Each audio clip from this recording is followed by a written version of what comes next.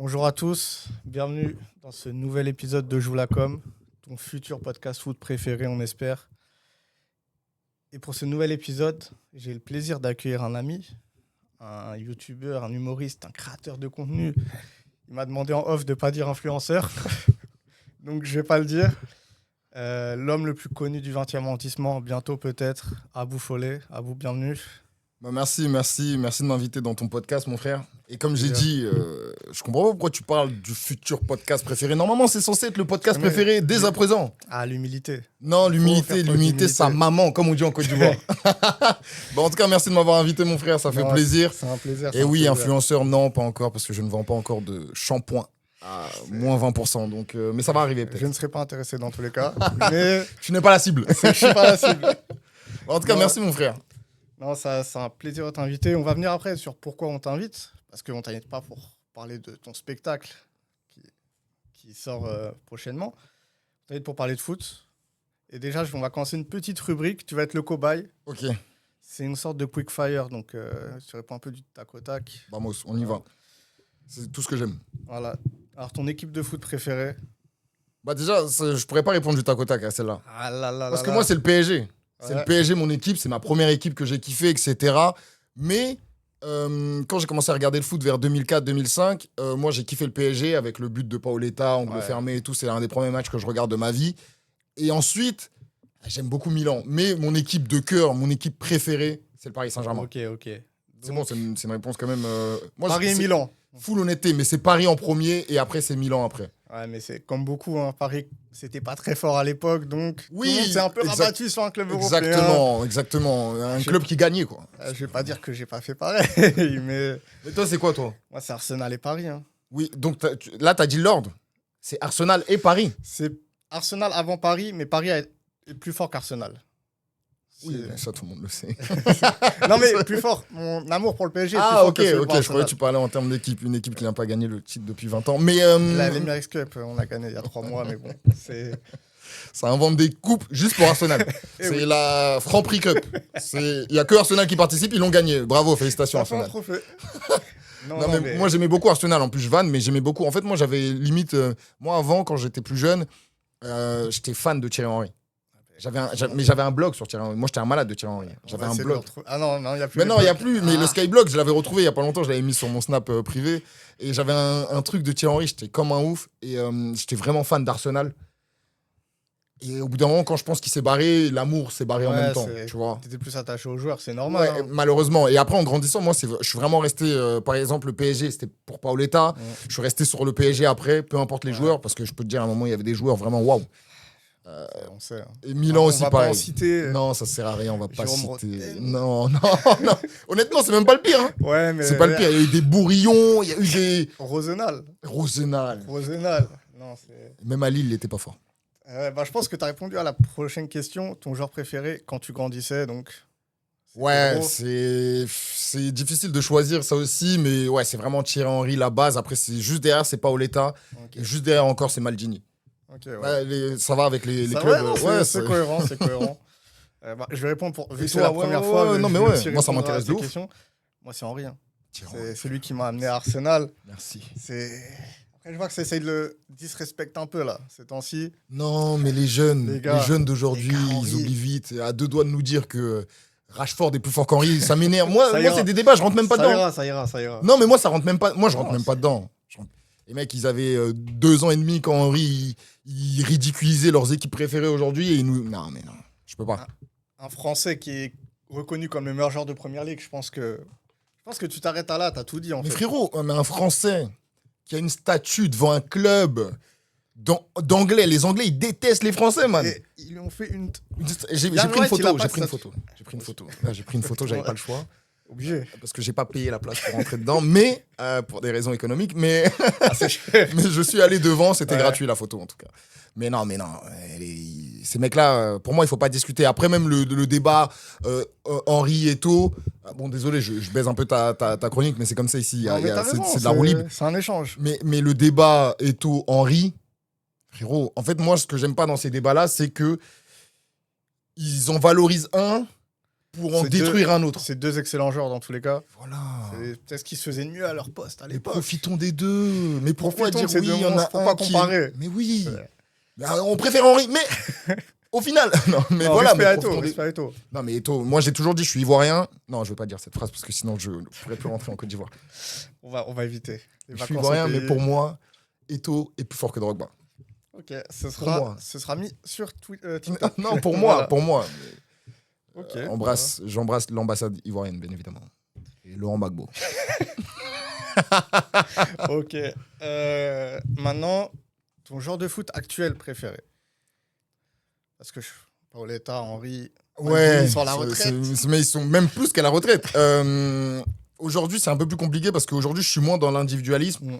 En grandissant, bah, j'aime de plus en plus les équipes. J'aime beaucoup l'équipe de Luis Enrique. Bah, moi, j'aime beaucoup ouvrir j'aime beaucoup faire des propagandes sur des jeunes. En ce moment, il y a un petit jeune que j'aime bien et que j'avais fait déjà sa propagande à l'époque du PSG de Galtier, c'était Ekitike. Parce que Ouais. Ekitike, j'avais vu ces 6 derniers mois à Reims et il était très très fort. Ah, mais c'est. Et, Avant ce il- qu'il a fait à Reims, c'est une dinguerie. Ouais, il s'est envoyé à la mine en venant au PSG avec Messi, Neymar, Mbappé. Donc moi j'aime beaucoup ce qu'il fait aujourd'hui. Il met un gros feu aux gens qui l'appelaient Acheke. Non, mais ça j'avais pas. C'était un très bon surnom. C'est Surnom un très drôle. bon surnom, d'ailleurs très bon plat. Mais j'avais pas aimé, tu vois, c'était un manque de respect alors que le petit il était jeune et il est encore jeune d'ailleurs, tu vois. Ouais, il a quoi? Il a 22, 23. Ouais, c'est un 2002. Moi j'aime beaucoup Ekitike, j'aime beaucoup Désiré Doué. Ouais. En fait, j'aime bien ce genre de joueur. Mais il y a un joueur au PSG, je pense que pour moi, d'ailleurs, c'était le meilleur joueur de la saison dernière au PSG, le plus régulier, avec Pacho. Pour moi, c'est Joao Neves. Je savais, quand t'as dit qu'il y avait un joueur au PSG, je savais que t'aimes dire Neves. Mais ouais, mais parce C'est- qu'en fait, pour moi, c'est vraiment le football que j'aime. C'est-à-dire que lui, il est dans l'ombre, il sait tout faire. Le mec, il fait 1m20, les mains levées, marque il des va buts au de la duel. tête. Mais moi, je regarde pratiquement tous les matchs du PSG et ce mec-là, il est sous-coté de ouf. Et moi, j'aime bien les joueurs comme ça. J'aime Il est bien. sous-côté, alors que quand même, on en parle beaucoup. C'est dire. Ouais, mais pour moi, on n'en parle pas assez. En Ouais, fait, pour je moi, suis d'ailleurs, au JT de TF1, il devrait commencer. Bon, bonjour, messieurs, dames. Joao Neves est au PSG, quand même, il faut féliciter. Non. L'actualité en ce moment, la Russie. Et voilà, et après, on enchaîne. Non, mais... c'est vrai. mais- J'en avais 60 millions. Hein. Parce que dans une époque où le foot, Ouais, c'est vrai. Putain. 60 millions. Ah, mais là, t'as vu le joueur de Stuttgart là, qui vient d'arriver. Ouais, Voltema 2, 90 millions. Mais moi, je le trouve vraiment fort. Les gens ils abusent avec. Ils Honnêtement, disent qu'ils l'ont jamais vu et je tout. l'ai vu jouer une fois ou deux. Je crois qu'il n'a pas joué contre Paris. Enfin, j'ai aucun souvenir de son Moi, match. j'ai pas le contre souvenir, Paris. moi non plus. Après, on les a tapés 4-1. C'est pas le Ouais, match donc où j'ai les même pas le mecs souvenir ont- de ce match, littéralement. Pourtant, on paniquait hein, à ce moment-là. Ouais. Mais non, c'est Joao Neves, un des meilleurs joueurs du PSG. Ouais, pour moi, avec Pacho, en termes de Régularité. régularité, je les ai jamais vus nuls. Pacho, je l'ai vu nul sur un match. Enfin, nul. Il était un peu dépassé sur un match. Joao Neves, j'ai pas le souvenir, même contre Arsenal, quand on fait un match de merde. Ouais, à l'aller, pendant la phase de ligue. Exactement, Mm. c'était l'un des seuls bons avec Kangin Lee, malheureusement. Mais, C'est dire. mais c'était l'un des seuls bons, tu vois. Donc, pour te dire, même quand on est la tête sous l'eau, c'est le moins Il claqué. arrive à. Ouais, c'est vrai. Moi, j'aime bien. Mais toi, c'est qui, toi, actuellement? Actuellement. Ah, mais Est-ce sors pas des Bukayo Saka, tous ces mecs. Est-ce qu'on peut dire, parce que est-ce qu'on peut le considérer comme encore en activité, Neymar? Ah, il joue au foot encore. Apparemment. Il est J'ai comme, j'ai vu une vidéo, je sais pas si c'était un five ou. Il joue au Netherball pour les Non, mecs qui ont bah. regardé Galactic Football. On va prendre un mec qui est un peu plus en activité. T'abuses, Neymar, frère. Genre, tu regardes les matchs. Déjà, ça fait Non, justement. combien de temps qu'il est plus en Europe déjà? Depuis 2023. 2023, ouais, Ouais. quand on l'a vendu 90 millions en Arabie Saoudite. Il y a des braquages. Il y a des gens qui ont fini en prison pour moins que ça. Non, faut le dire, faut le dire. Mais non, non, Neymar, actuellement- t'es chaud, frère. C'est vrai que c'est dur parce que je suis obligé de dire, je suis parisien, je suis à fond dans la propagande Ousmane Ballon d'Or. Et d'ailleurs, dans un peu moins d'un mois, Oui. on aura peut-être une émission spéciale au Châtelet. Oui. Il aura son ballon d'or. Personne n'en doute, Mais sauf les j'ai Espagnols. envie de dire le petit de Barcelone. Non, mais. Lamine Yamal, c'est le football. Non, faut le dire. C'est Comme le chairman, il dirait non, il faut le dire. il faut le dire. Il faut le dire. Il faut le dire. Non, c'est trop fort. Non, il est fort, il est fort. Et il est puis fort. ces histoires d'arrogance. Mais on a il besoin de faut ça débat. aussi. Il faut. On a Les besoin de ça. meilleurs joueurs sont arrogants. Mais bien évidemment. Mais en fait, les gens, vu qu'ils sont nuls dans leur vie, ils savent rien faire, ils ont du mal avec les gens qui savent faire des choses et qui le revendiquent. Alors juste, j'ai pas envie de me mettre en rivalité avec des collègues youtubeurs et podcasteurs. non, va pas non, mais citer faut le de dire, ils nom. sont nuls. Non, non je vise personne. Mais c'est un vise faux débat personne. qu'on lui fait. Restez jusqu'à la fin de la vidéo pour la liste. Ok, Mais, peut-être. non, mais pour moi, en fait, beaucoup de gens ont du mal avec le fait d'être confiant et d'être fort dans un domaine. Et quand quelqu'un vient et te dit hey, frère, je suis plus fort que toi et je vais te le prouver, je vais te laver. En fait. Ouais, c'est ça en fait. Parce qu'il y a plein de mecs qui disent je suis fort, je suis le meilleur, comme des. Bon, Ibra, j'ai rien contre lui, mais je trouve que c'est un mec qui a une grande gueule, mais au final, si tu regardes son palmarès, toutes les équipes dans lesquelles il est allé, il a jamais atteint la demi-finale de Ligue des Champions, je crois, un truc comme ça. Il a gagné la Ligue Europa à Man U, mais il était même pas vraiment dans le truc. Il revenait de blessure à ce moment-là. Oui, il était même pas dans le truc, il était un peu remplaçant à droite à gauche. Donc voilà, il y a des mecs comme ça, et puis il y a des mecs comme Cristiano, qui viennent, qui te disent, moi Cristiano, pendant longtemps, je l'ai pas aimé. Hein, parce qu'avant, j'avais la mentalité française. Non, mais j'aime pas, il est trop arrogant. En grandissant. J'ai la mentalité des States maintenant, non, c'est le mec, il abuse. J'ai une mentalité qui est différente et je me dis, mais c'est ça qu'il nous faut. C'est ça qu'il nous faut. Le foot, c'est fait pour nous amuser à la base. La vie, elle est dure, tu te réveilles, 6h du mat, le RER est rempli. On a besoin des mecs comme Cristiano. Voilà. Mais comme oui. Lamine, comme Doué. Désiré Doué. J'allais le dire. Comme Doué, il vient, il met un penalty. Le mec, il a 12 ans et demi, il met un penalty à Liverpool. Il vient. Non, il fait froid ici. Mais oui. Mais oui. Non, mais c'est. De toute façon, pour moi, tu ne peux pas être un grand joueur si tu n'as pas un minimum d'arrogance. Attention, Messi. Après, lui, est-ce qu'il comprend tout ce qu'il fait aussi Messi, il y a un débat sur déjà. Est-ce qu'il sait ce que c'est être arrogant est-ce qu'il sait où il est mais non, mais ouais, sinon, je suis là. Bon, après, c'est plus la nouvelle génération parce qu'avant, il y avait beaucoup d'humilité quand même. Hein. Oui, c'était un peu. C'est la mentalité française, comme tu as dit, où tu prônes l'humilité. Ouais. Parce que Zizou, par exemple, un mec comme Zidane. Moi, j'ai plus connu sa fin plutôt que le début parce que j'étais plutôt jeune, mais Zidane, très humble, très violent quand même, Zidane. C'est ni joueur de foot, ni combattant MMA.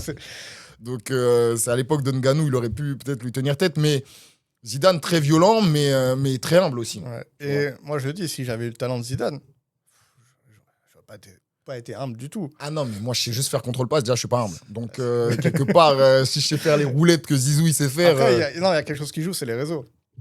Oui, c'est vrai. C'est vrai. Non, mais les réseaux, ça a du bon et ça a du moins bon, malheureusement. Mais c'est vrai qu'à l'époque, il n'y avait pas les réseaux. Mais non, mais moi, frère... Zidane, il joue maintenant. Peut-être qu'il fait des stories de fou. Je pense qu'il fait des lives sur Insta. Des lives TikTok. Peut-être, hein. Envoyer des roses. La casté, dédicace. C'est possible, non mais c'est possible. C'est vrai qu'on vit dans une ère où aujourd'hui tout est... Après, t'as un mec comme Kroos aussi qui a grandi dans cette ère-là et qui a décidé de... Il me semble qu'il avait zéro... Non, si, il avait les réseaux, parce que lui, parfois, il lâchait des tweets, vraiment, il envoyait. Ouais. Mais t'as des mecs comme Busquets et tout, genre, ils sont en mode pas de réseaux sociaux. Ouais, mais c'est vraiment la transition. Oui, après, vrai, t'as Rodri, par exemple, où lui, je crois pas qu'il ait des réseaux. Oui, c'est vrai. Heureusement qu'il a pas les réseaux, parce qu'après son ballon d'or, il s'est bien fait insulter. Surtout, j'aimerais pas connaître ses idées politiques. Ah ouais, après, non. C'est un autre débat. Oui, c'est un autre débat. Mais bon, après, c'est vrai que les Espagnols, ils sont. Bon, après, le plus chelou, c'est Carvajal. Je sais même pas comment il fait pour jouer avec des Noirs dans son équipe. Hein. Je pense qu'il a pas le choix. Je pense qu'il n'a pas le choix. Et tous les soirs, il pleure. Il pleure tous les soirs. En concurrence avec Trent. Oui, c'est vrai. Non, mais là, c'est le comble. C'est qu'il y a un Noir qui vient pour prendre sa place. Il va encore plus voter. Ça confirme sa théorie.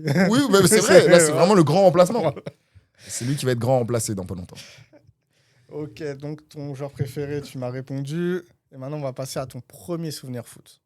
Mon premier souvenir foot que je regarde à la télé ou globalement? Ton premier souvenir en rapport avec le foot de club ou de sélection. Moi, je pense que mon premier souvenir foot, au final, c'est vraiment... parce que moi, je suis un enfant qui a grandi dans les années 2000, donc c'est vraiment le PSG Marseille avec Paoletta. Ouais, exactement. 2004 ou 2005, je sais plus, mais en fait, il met 2 buts incroyables, 2 années consécutives. Ouais, mais là, c'est quand Barthez, il est là. Et Barthez fait un truc de Golemont. Ouais, le lob. Exactement. Ouais. Angle fermé, d'ailleurs, Gonzalo. Gonzalo Ramos, moi, j'aime beaucoup. Hein. Les gens le critiquent, mais moi, je trouve que c'est Il a failli mettre la même. Ouais, j'étais comme un ouf. Et c'est là où tu vois que les puristes du PSG, parce qu'il y en a plein... j'ai vu des snaps après. Moi, directement, devant mon écran, j'ai dit, putain, comme Paoletta. Et après, je regarde des puristes du PSG, ils ont dit, il allait mettre un bête de but. Non, il allait mettre comme Paoletta. Faut rendre hommage. En plus, c'est le 9 portugais. La vidéo d'annonce, il y a Paoletta. Aussi. Et là, il a fait une pub, là, il n'y a pas longtemps, avec Paoletta, João Neves, que des Portugais. Total 90. Exactement, que des Portugais. Et tu vois, Warren Zaïre, tu comprends. C'est un mec qui a grandi dans le 7-7. Il essaie de gratter une place de titu. Voilà. Il s'est dit, il a vu Vitinha, João Neves, peut-être compléter le trio. Il s'est dit, avec Deschamps, je ne joue pas beaucoup. Bon, peut-être je vais gratter la sélection portugaise. Mais non, voilà, non, moi, je pense que c'est Paoletta angle fermé. Hein. Et toi, c'est quoi, toi? Mon premier souvenir foot, alors, C'est un souvenir très flou, mais j'ai réussi à mettre des images sur ça récemment. Mon père, il m'a emmené au Parc des Princes, je crois que c'était en 2003, donc j'avais 5 ans. Un PSG 3 en Coupe de la Ligue. Wow. Et c'est mon premier souvenir foot. On l'a payé pour aller au match. Il n'a même pas payé les places. Le PSG perdait 2-0. Ah oui, ok. Et il a fait la phrase que tout daron fait à ce moment-là. 85e, on va rentrer plus tôt, on va éviter les bouchons. Il y a 2-0, le match est fini. Et le PSG a remonté. 3-2 ou 2-2 2-2, prolongation 3-2. Ok, c'est Voilà. fort. Donc, nous, à l'époque, on mettait des remontadas déjà. Bon, on l'a fait. On l'a fait quand? On l'a fait un jour, je crois. Récemment. Oui, non, mais maintenant, c'est bon. Le 20 janvier 2025. Oui, on a inversé les choses. C'est fini. En Ligue des Champions. D'ailleurs, je ne sais plus qui l'a gagné cette saison-là. Aucune idée. Mais c'est Ça sûrement doit- pas ça- le PSG vu qu'ils n'ont jamais gagné. Ça doit être l'Inter. Bien évidemment. Mais oui, non, mais ok, donc c'est ton premier souvenir PSG 3. Moi, mon premier souvenir au parc, je pense que c'est en 2009 ou 2010, pareil. Mais c'est avec mon club. Ils ont des places gratuites. Parce que moi, mon daron, même si. Mon daron, il est Marseillais. C'est compliqué. Donc, je pense pas qu'il m'aurait ramené au parc. Et pareil, c'est un PSG Montpellier, on a perdu. Mais de toute façon, je pense que quand tu étais supporter du Paris Saint-Germain, tu kiffais vraiment le PSG parce que c'était le club de ta ville. Ouais, tu kiffes pas le PSG pour les résultats. Oui, non, t'étais pas là pour le projet sportif. Sacré projet. Mais c'était une période compliquée. Oui. On mérite tout ce qui nous arrive. Aujourd'hui, on mange Gucci, comme disent les jeunes. Ouais. Mais j'aimerais bien qu'on gagne cette Ligue des Champions un jour quand même. Parce qu'on l'a toujours pas gagné. Cette année, j'espère, 2025. Après, compliqué le tirage. Comme d'hab. Ouais, t'as vu ce que Luis Enrique il a dit ou pas? Non. Il a dit bon, je vais attendre l'année prochaine quand même pour voir si les boutons ils ont un problème. Mais c'est réel, mais parce que chaque année. Après, il y a une histoire avec les clubs qui peuvent pas se rencontrer. C'est ça que j'allais dire, c'est qu'à un moment donné aussi, quand tu es dans une ligue comme la Ligue française, malheureusement, en fait, vu qu'il y a que. On est la seule équipe française en chapeau 1. Ouais. Donc en fait, on est obligé de tabasser toutes les autres parce que les autres, vu qu'il y a des équipes anglaises, espagnoles, à droite. En chapeau 1. Voilà. En fait, vu qu'ils ne peuvent pas se rencontrer, ben forcément. Bon. Après, ils auraient peut-être pu nous mettre une équipe comme Pafos, voilà, la Goutte d'Or ou voilà, des équipes comme. Montant FC. Voilà. Pourquoi pas. Mais comme d'hab, on s'est fait avoir, mais c'est pas grave. On est le Paris Saint-Germain. On a peur de personne. Pour être le meilleur, il faut battre le meilleur. Oui. C'est ce que disait. C'est ce qu'on a fait l'année dernière. Ric Flair. Qui? Ric Flair. Ah oui, carrément. Voilà, là, on est sur les. Il a sorti un blaze, frère. C'est ce que disait Brock Lesnar à l'époque. Je sais pas s'il parlait beaucoup, lui. Oui, il parlait pas beaucoup. Avec ses mains, oui. On n'a pas ton premier souvenir, mais moi, je veux ton meilleur et ton pire souvenir foot. Parce que là, on est heureux, mais il faut parler du pire. Attends, est-ce que je peux essayer de deviner ton pire souvenir? Bah oui, mais c'est plus ou moins facile, je pense, non? Enfin... j'aurais pensé, en tant que t'es ivoirien, ouais. J'aurais peut-être pensé la finale de 2012, tu vois, de la CAN. Ouais.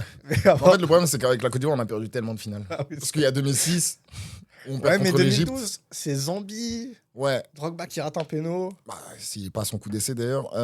Mais en fait, le truc avec le foot, c'est que t'as beaucoup de pires souvenirs.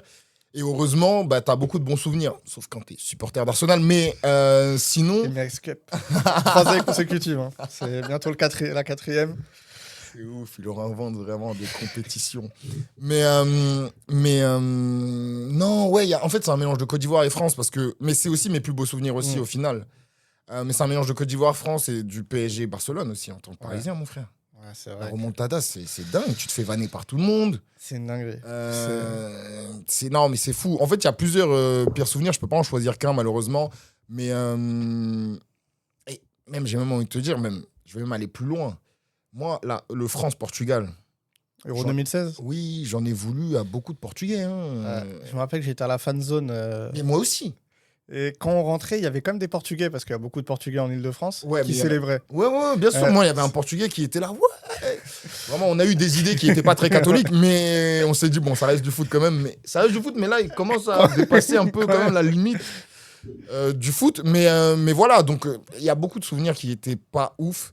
Mais après, les plus beaux souvenirs, bah, t'as France 2018.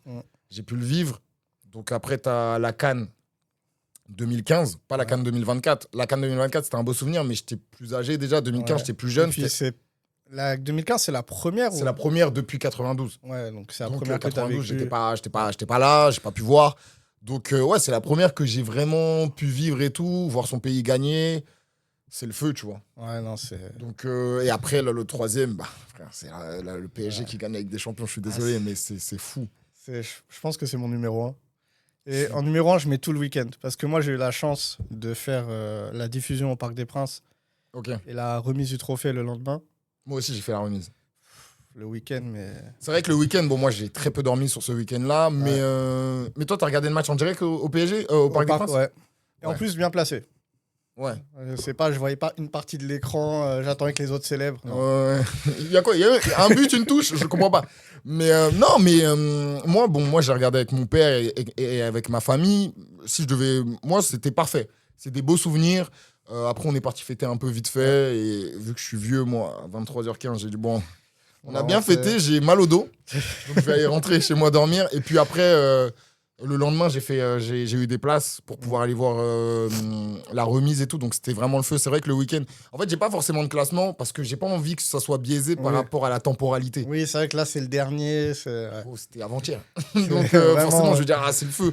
Mais 2015 et 2018, c'était il y a beaucoup plus longtemps. J'ai pas envie de savoir exactement, mais je l'ai vécu. C'est ça le plus important, tu vois. Ouais. Non, mais Et toi, du coup, Paris en 1 et France quand même, 2018, non? France 2018. Mais France 2018, j'ai un petit bémol sur la célébration. Parce que j'étais sur les champs. Et j'étais avec des amis, la copine d'un de mes amis, qui était avec ses potes à elle, qui ont voulu aller faire la fête à Place de Clichy. Voilà. Parce que c'est connu que Place de Clichy, apparemment, quand il y a des célébrations, c'est le lieu où. Les gens ils disent bah écoute, je vais aller à Place de Clichy et juste après je vais sur les Champs-Élysées, bien évidemment. S'il y a quelque chose. Si jamais, parce que il se passe jamais rien. Il y a Place de Clichy avant quand même. Et Du coup, j'ai un peu eu cette célébration tronquée parce qu'en plus je travaille le lendemain.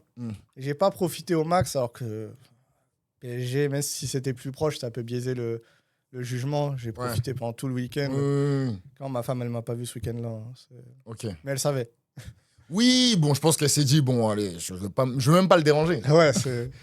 Mais ouais, ok, donc ouais, 2018, t'as eu un mauvais souvenir un peu sur une phase. C'est un peu... Mais après, c'est... Mais l'ambiance, elle était pas incroyable. Ah, c'est quand même... Pour une fois, les Français rigolent. Ouais, c'est la dernière fois depuis Macron. Hein. Oui, c'est vrai. C'est vrai qu'on avait même oublié que c'était lui notre président à ce moment-là. Nous, on était revenus à Giscard. En 2018, on s'est dit, putain, c'est Chirac encore. C'est Pompidou. Non, c'était lui. Non, mais oui, mais après, non, mais on est vite redescendu quand il a parlé, d'ailleurs, mais après, il a détourné le bus. Hein. Il a niqué l'ambiance comme d'hab, mais lui, de toute façon, quand il voit, vous êtes trop heureux, non, calmez-vous, s'il vous plaît. Je suis là pour niquer votre vie. Non, mais c'était des beaux souvenirs quand même. On a eu la chance de vivre. C'était le feu. Et je dirais quand même, quand Arsenal a gagné le tournoi du Five d'Aubert, en finale, c'était... Il y avait des merguez frites. Ouais, j'étais là. Incroyable. C'était moi derrière les fourneaux. Non, mais sérieux, Arsenal. Mais moi, Arsenal, je les vanne, mais putain, je les ai kiffés. Je te dis, moi, j'ai grandi avec les Invincibles, les Gilberto Silva, les Patrick Vieira, les Arsène Wenger. Ouais. D'ailleurs, moi... Tu croyais aussi, quoi. Non, mais moi, en fait, quand j'étais petit, j'étais très con. Je pense pas que ça ait énormément changé, mais j'étais très con. Et je croyais qu'Arsenal s'appelait Arsenal parce que c'était Arsène. On l'a tous cru. Ah, ok, mais j'étais pas le seul. Et sur POS, j'avais créé un club qui s'appelait Abounal, du coup. Mais vraiment, mais premier degré. Mais je te jure, ça, c'est une information que je viens d'y penser là tout de suite. Je te jure, c'est même pas... Et je te le dis là en direct. Parce que j'étais persuadé, parce que Arsène Wenger, je me dis, Arsenal. C'est trop bien fait. Ouais, c'est parfait, tu vois. C'est comme... Il y a un coach en Italie qui s'appelle Italiano, qui était sélectionneur de l'Italie. Bien sûr, Vincenzo Italiano. Ouais, qui n'a pas eu le même succès que Arsène Wenger. On aimerait bien qu'ils aillent à la Coupe du Monde, les Italiens. Ça date. Ouais, parce que même les Comores vont y aller. Non, mais l'Italie, frère. La dernière fois, j'ai vu... Sur l'Italie, j'ai vu le meilleur buteur de l'histoire de l'Italie. Je crois qu'il avait une trentaine de buts. J'ai dit, ok, belle sélection. C'est sélection équilibrée. Hein. Catenaccio, vraiment. Ils ont 4 étoiles quand même. Ah ouais. Mais voilà, mais comme quoi, de toute façon, Deschamps, il a compris ça. C'est pas le plus important de mettre des buts. L'important, c'est de gagner. Voilà. Pour lui. On aimerait bien du beau jeu en équipe de France. Oui, mais plus personne ne le regarde. C'est vrai. On sait même pas où c'est diffusé. Ah oui. Mais vraiment, sur Twitch. Zach Nani a peut-être acheté les droits. Je sais pas. Non, mais en tout cas mais on a vécu des beaux souvenirs et je pense qu'il n'y a que le foot qui peut nous procurer ce genre d'émotion. Ouais. Et ce que j'aime bien avec le foot, c'est que même les gens qui ne regardent pas forcément le foot à la base, au final, ils arrivent à rentrer dans ce mood. Ouais, et quand il y c'est a des messes populaires. exactement, Ouais. c'est un espèce de truc vraiment très populaire. Et là où, par exemple, d'autres sports n'ont pas ce prestige-là, là où le handball, vraiment, tu sais pas si les mecs ils gagnent. Dieu Si sait que la je connais France des gagne mecs les en 6 plus. nations, je vais pas aller sur les champs. Quoi. Mais oui, mais quelque part, mais je vais. Voilà quoi. Je sais même pas quand c'est. Non, mais je sais même pas, tu vois. Et puis, moi, en tant que noir, il y a moyen que je me fasse tabasser. Donc, C'est peut-être pas la bonne ambiance. pas la meilleure ambiance pour moi. Mais non, mais donc voilà, au final, moi, ce que je kiffe dans le foot, c'est que même les gens qui ne regardent pas vraiment le foot, ils rentrent dans ce truc et on accueille tout le monde. C'est Il vrai. n'y a pas de différence, etc. C'est ça que je kiffe dans le foot, Après, vraiment. évitez de donner vos avis avec un peu trop d'assurance quand vous connaissez pas. Bon, voilà, malheureusement, il y a toujours des gens qui vont trop loin. Mais ça, ces gens-là, pour moi, ils ont un pouvoir, en fait. Ils doivent s'en servir, ils doivent gagner de l'argent avec ce pouvoir. Être, je sais pas, agent immobilier, vendre des caves à Paris, Commercial, voilà, commerciaux ou des trucs comme ça, parce que ces mecs-là, ils te parlent avec une assurance. Parfois, le mec qui dit, tu vas dire, ouais, non, Mbappé, oh non, mais de toute façon, non, mais Mbappé, de toute façon, depuis 2006, moi, j'ai pas vu que Mbappé, il est. En 2006, Mbappé, il était. Est-ce qu'il était né? Il était pas là, en fait. Tu vois. Ouais, Donc, non, il y a des mecs parfois. Mais t'as même pas envie de les relancer, hein. Tu sais que le mec il connaît pas, donc Ah, t'as tu pas dis envie de lui ok, dire. tu dis Oui, ok. tu dis oui, mais c'est vrai qu'en 2007 Je vais il pas était perdre ton meilleur. temps sur un débat. Donc, on a un peu échangé sur ton rapport au foot. Moi, j'ai envie d'échanger sur pourquoi tu es là. Parce qu'on n'est pas venu là pour parler du PSG, hein, même si ça aurait été avec plaisir. Oh, avec plaisir, moi. Peut-être un épisode où on débriefe la saison du PSG, je sais pas. Pourquoi pas? Quand on fera le back-to-back en Ligue des Champions. Non, moi, je parlais d'un rôle que tu as eu anciennement, parce qu'il me semble que c'est plus le cas. Ouais, non, Tu as c'est été plus coach en équipe de jeunes. Ouais. Voilà, donc est-ce que tu peux.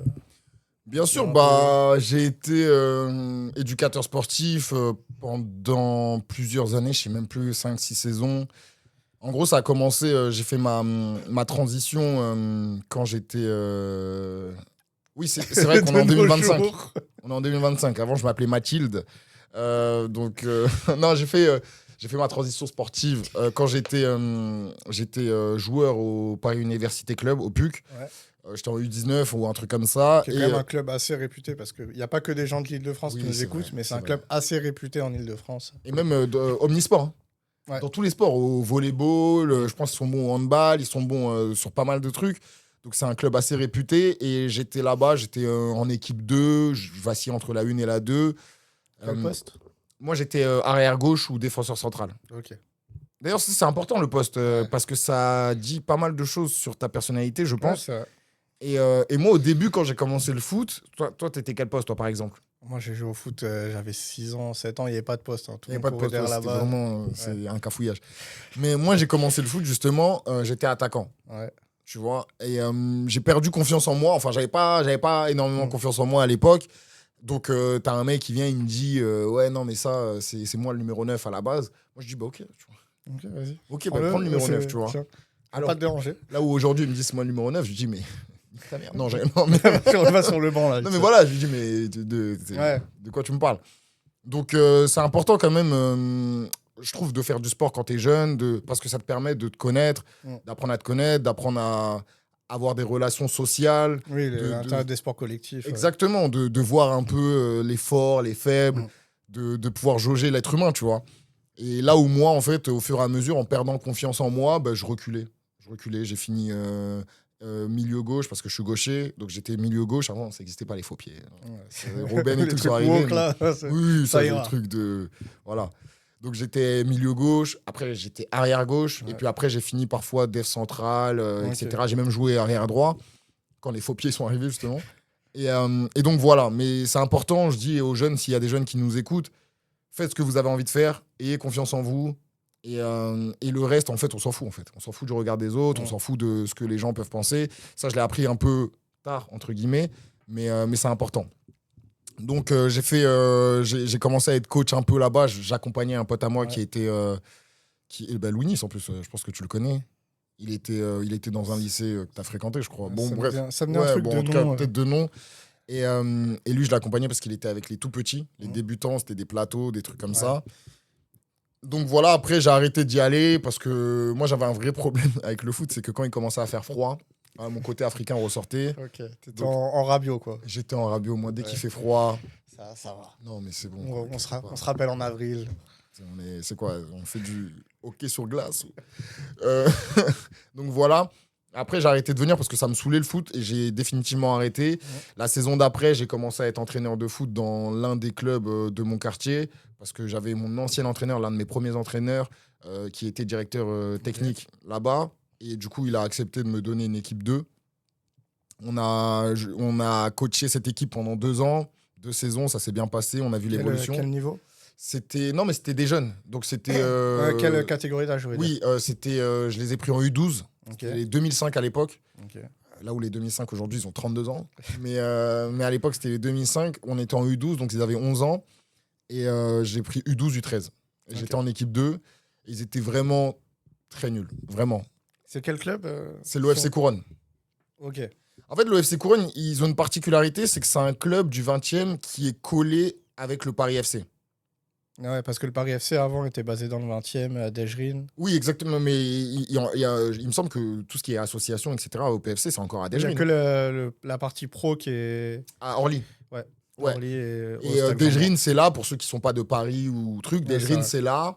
Et on va dire que le stade Marie-Zils, c'est à 500 mètres. Ouais, c'est tout l'enchaînement des stades, Louis Exactement. Lumière. Ouais. Exactement. Donc, nous, en fait, comment t'expliquer? En fait, on prenait tous ceux qui n'étaient pas pris au Paris FC Ok. et qui avaient envie d'être pris au Paris FC. Donc, en fait, on les formait. On disait, vu qu'on est vos chouins, écoutez, prenez nos meilleurs joueurs. De toute façon, ils sont là pour ça. On est là juste pour eux. La première multipropriété du football, en fait. En fait, on était le Borussia Dortmund du Bayern, Ok, quelque ok. part.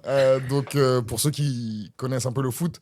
Donc, on avait cette particularité-là. Donc, nous, on était vraiment là pour de la formation pure et dure. Donc, c'est-à-dire, parfois, même, on apprenait la base. Pour marcher, il faut mettre un pied après l'autre d'abord. Donc, après, on apprenait la base, contrôle-passe, etc.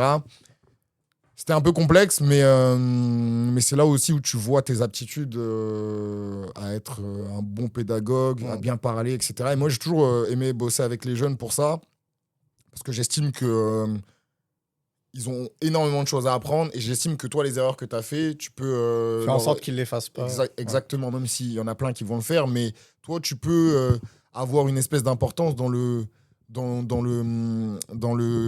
cheminement d'un jeune, tu vois. Attention, j'aime travailler avec les jeunes, pas comme Morandini, de manière très normale, Il ne peut plus. légale. Oui, c'est vrai qu'il ne peut plus, parce qu'il aimait trop, en fait. donc voilà. Mais, et après, j'ai pris la génération de mon petit frère, en plus, d'ailleurs. J'ai pris les 2008. Après, 2 ans après, j'ai eu une espèce de promotion, j'ai pris la A. Et là, j'étais avec mon frérot, littéralement. Donc, lui, il avait l'équipe 2 et moi, j'avais l'équipe A. Et on a fait on a fait 2 bonnes saisons. On les a fait progresser. On a joué contre des bons clubs. On allait faire un tournoi, mais après, il y a eu le Covid qui est arrivé. Ok, ouais. On allait faire un tournoi en Espagne qu'on allait sûrement gagner parce qu'on était vraiment devenus très, très forts. Ah ouais. Mais il y a eu le Covid. C'est vraiment le Covid a sauvé les Espagnols. Hein. Parce que la manière dont on avait fessé... À domicile. À domicile, vraiment. Donc voilà. Et après, le Covid a fait que, de toute façon, je comptais faire ma dernière saison pour me concentrer vraiment sur le stand-up, parce que j'avais commencé le stand-up depuis à peu près 1 an ou 2. Et puis après, je suis parti sur le stand-up. Ton premier spectacle, c'était après le Covid. Je me rappelle, j'y étais allé. Oui, exactement. Mon premier spectacle qui a duré une représentation, d'ailleurs. Mais j'y étais. Mais tu y étais. Merci déjà pour la force. Je me suis fait allumer. Tu t'es fait allumer? Par toi, ouais. Mais non, Si. Mais je suis totalement pas désolé. Non, mais je me rappelle plus du tout. Pour le coup, je me rappelle plus. Et... Pour le coup, c'est Yacine qui avait fait on l'embrasse, hein, Yacine, qui avait fait en sorte qu'on soit, moi et ma femme maintenant, dans ta ligne de vision. Ouais, non, mais c'est un chien. Ouais. Avec des amis comme ça, t'as pas besoin d'amis, d'ennemis, je l'ai déjà dit, de toute façon. Lui, on l'embrasse. Je suis pas sûr que je l'embrasse. Voilà.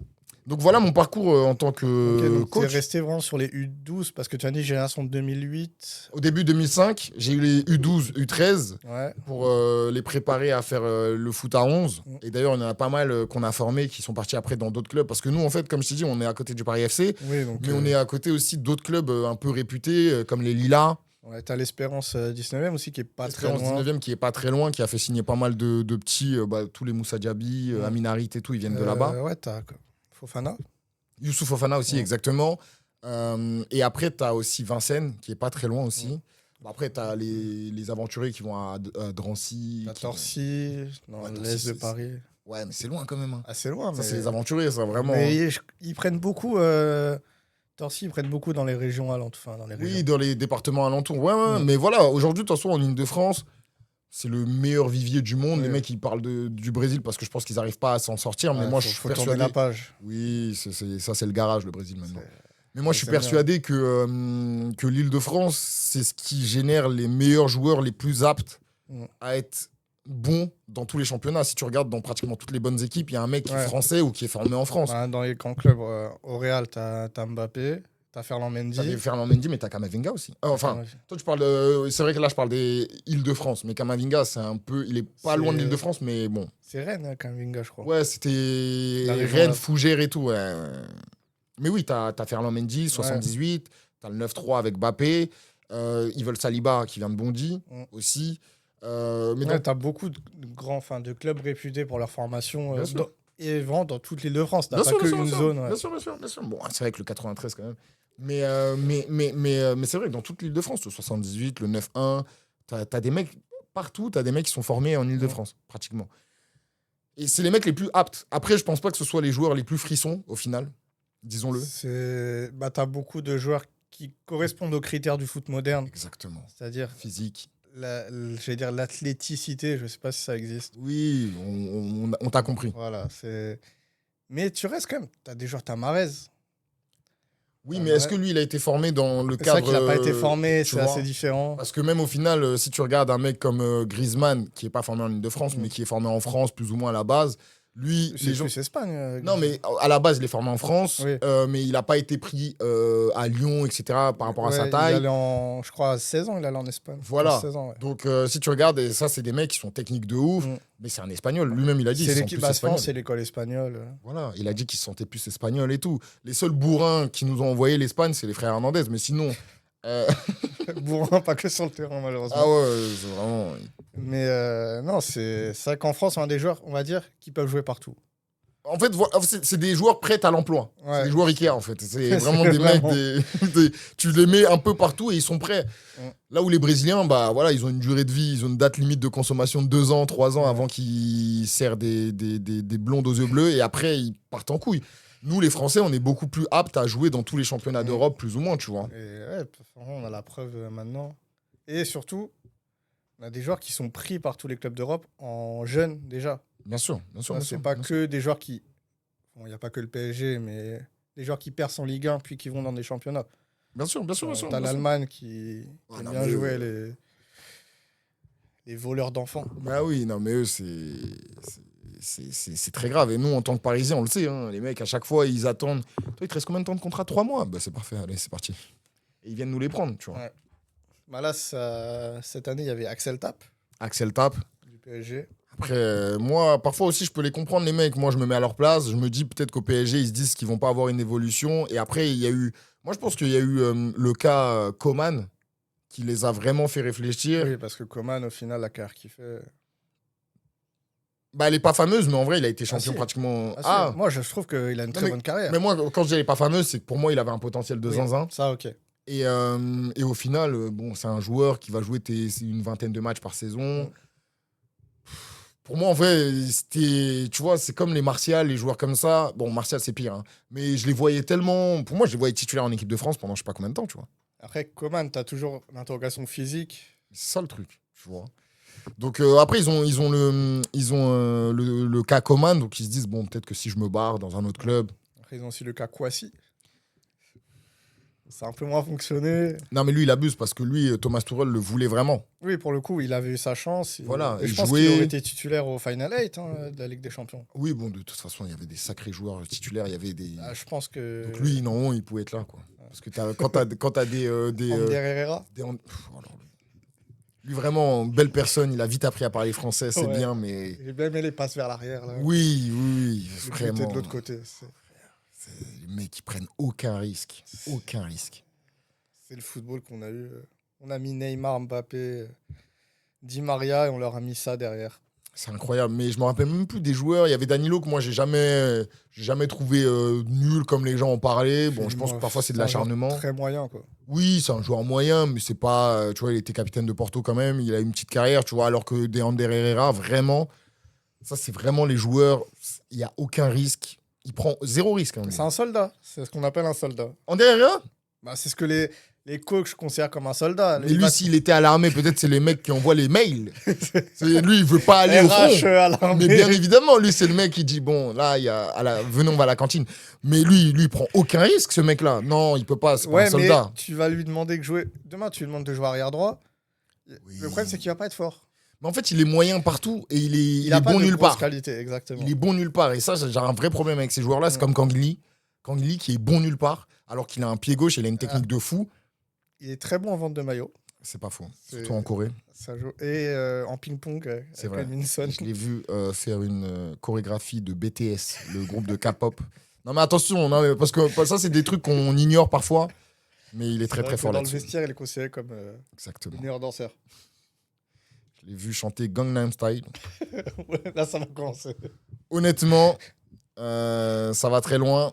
Et je salue toute la communauté coréenne. Et asiatique, hein, au global. Oui, mais Gangnam Style, c'était coréen. C'est vrai. Donc. Sud-coréen. Oui.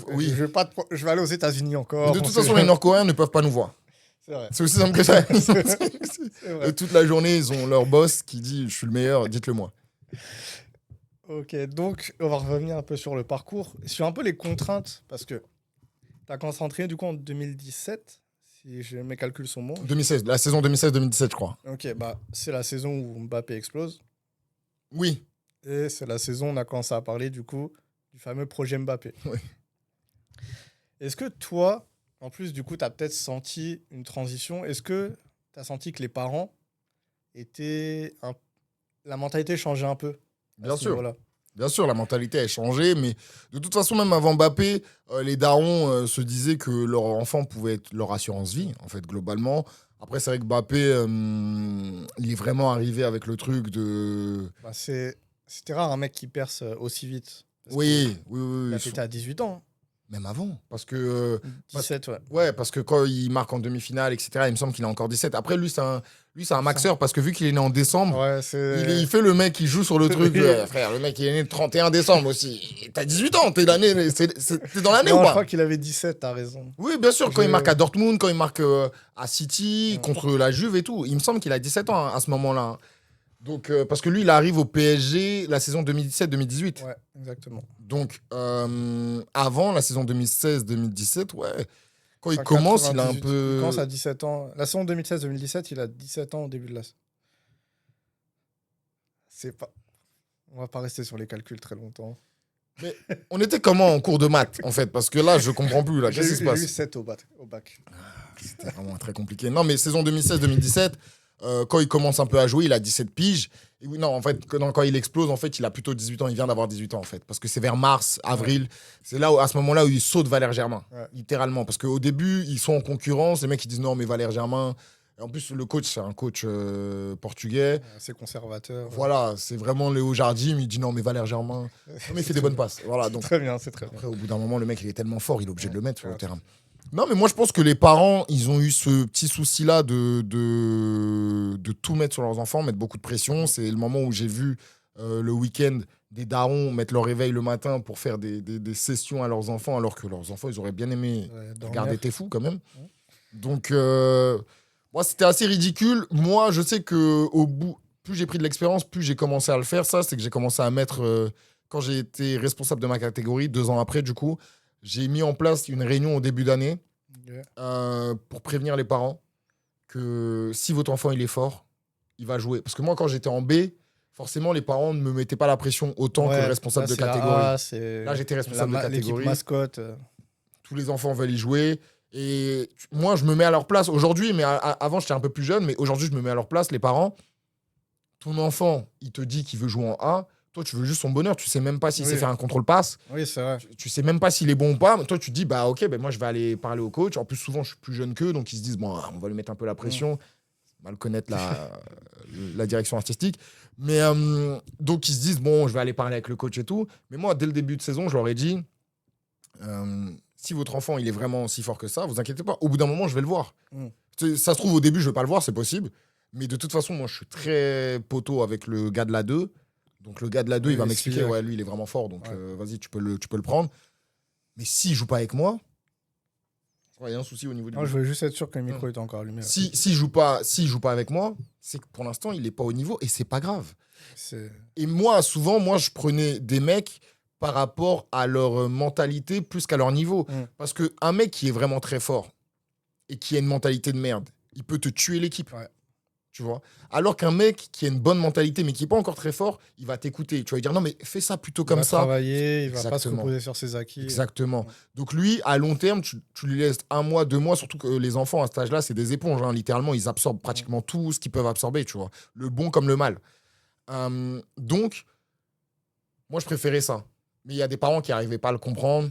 Bon, après, forcément, il y a des parents qui vont demander d'être objectifs à certains parents. Oui, c'est compliqué. Hein. Oui, ça pour eux, leur enfant, c'est le meilleur du monde, etc. Voilà, il peut même tuer quelqu'un. Oui, non, mais peut-être que la personne l'a mérité aussi. Il a ses raisons.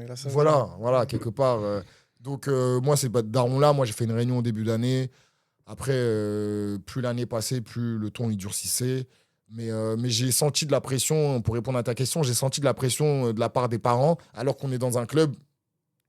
C'est un petit club, entre guillemets. Tu peux même totalement jarter les guillemets, mon frère. Ah, okay. On est vraiment un petit club. Oui, c'est... En fait, c'est un petit club, en fait, c'est l'OFC un club de quartier, à la base. C'est un club de quartier, un club familial, à taille humaine. Tu sais, vraiment les phrases de Baltringue, là. Il y a un baby-foot dans le local. Non, mais on est vraiment une famille, en fait.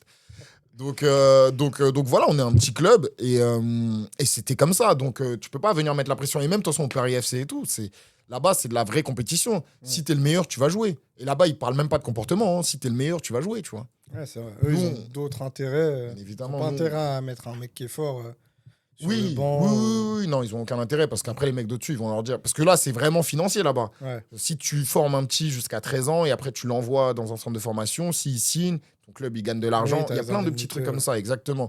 Donc là-bas, c'est vraiment financier. Nous, on est plus dans une démarche socio-éducative même, carrément. Moi, je me rappelle que je demandais le bulletin scolaire à chaque fin de trimestre des enfants, soit pour leur faire un peu la morale. Tu vois, on a un peu le rôle de grand frère, au-delà du foot. Tu vois, on dépassait vraiment notre rôle juste d'éducateur sportif.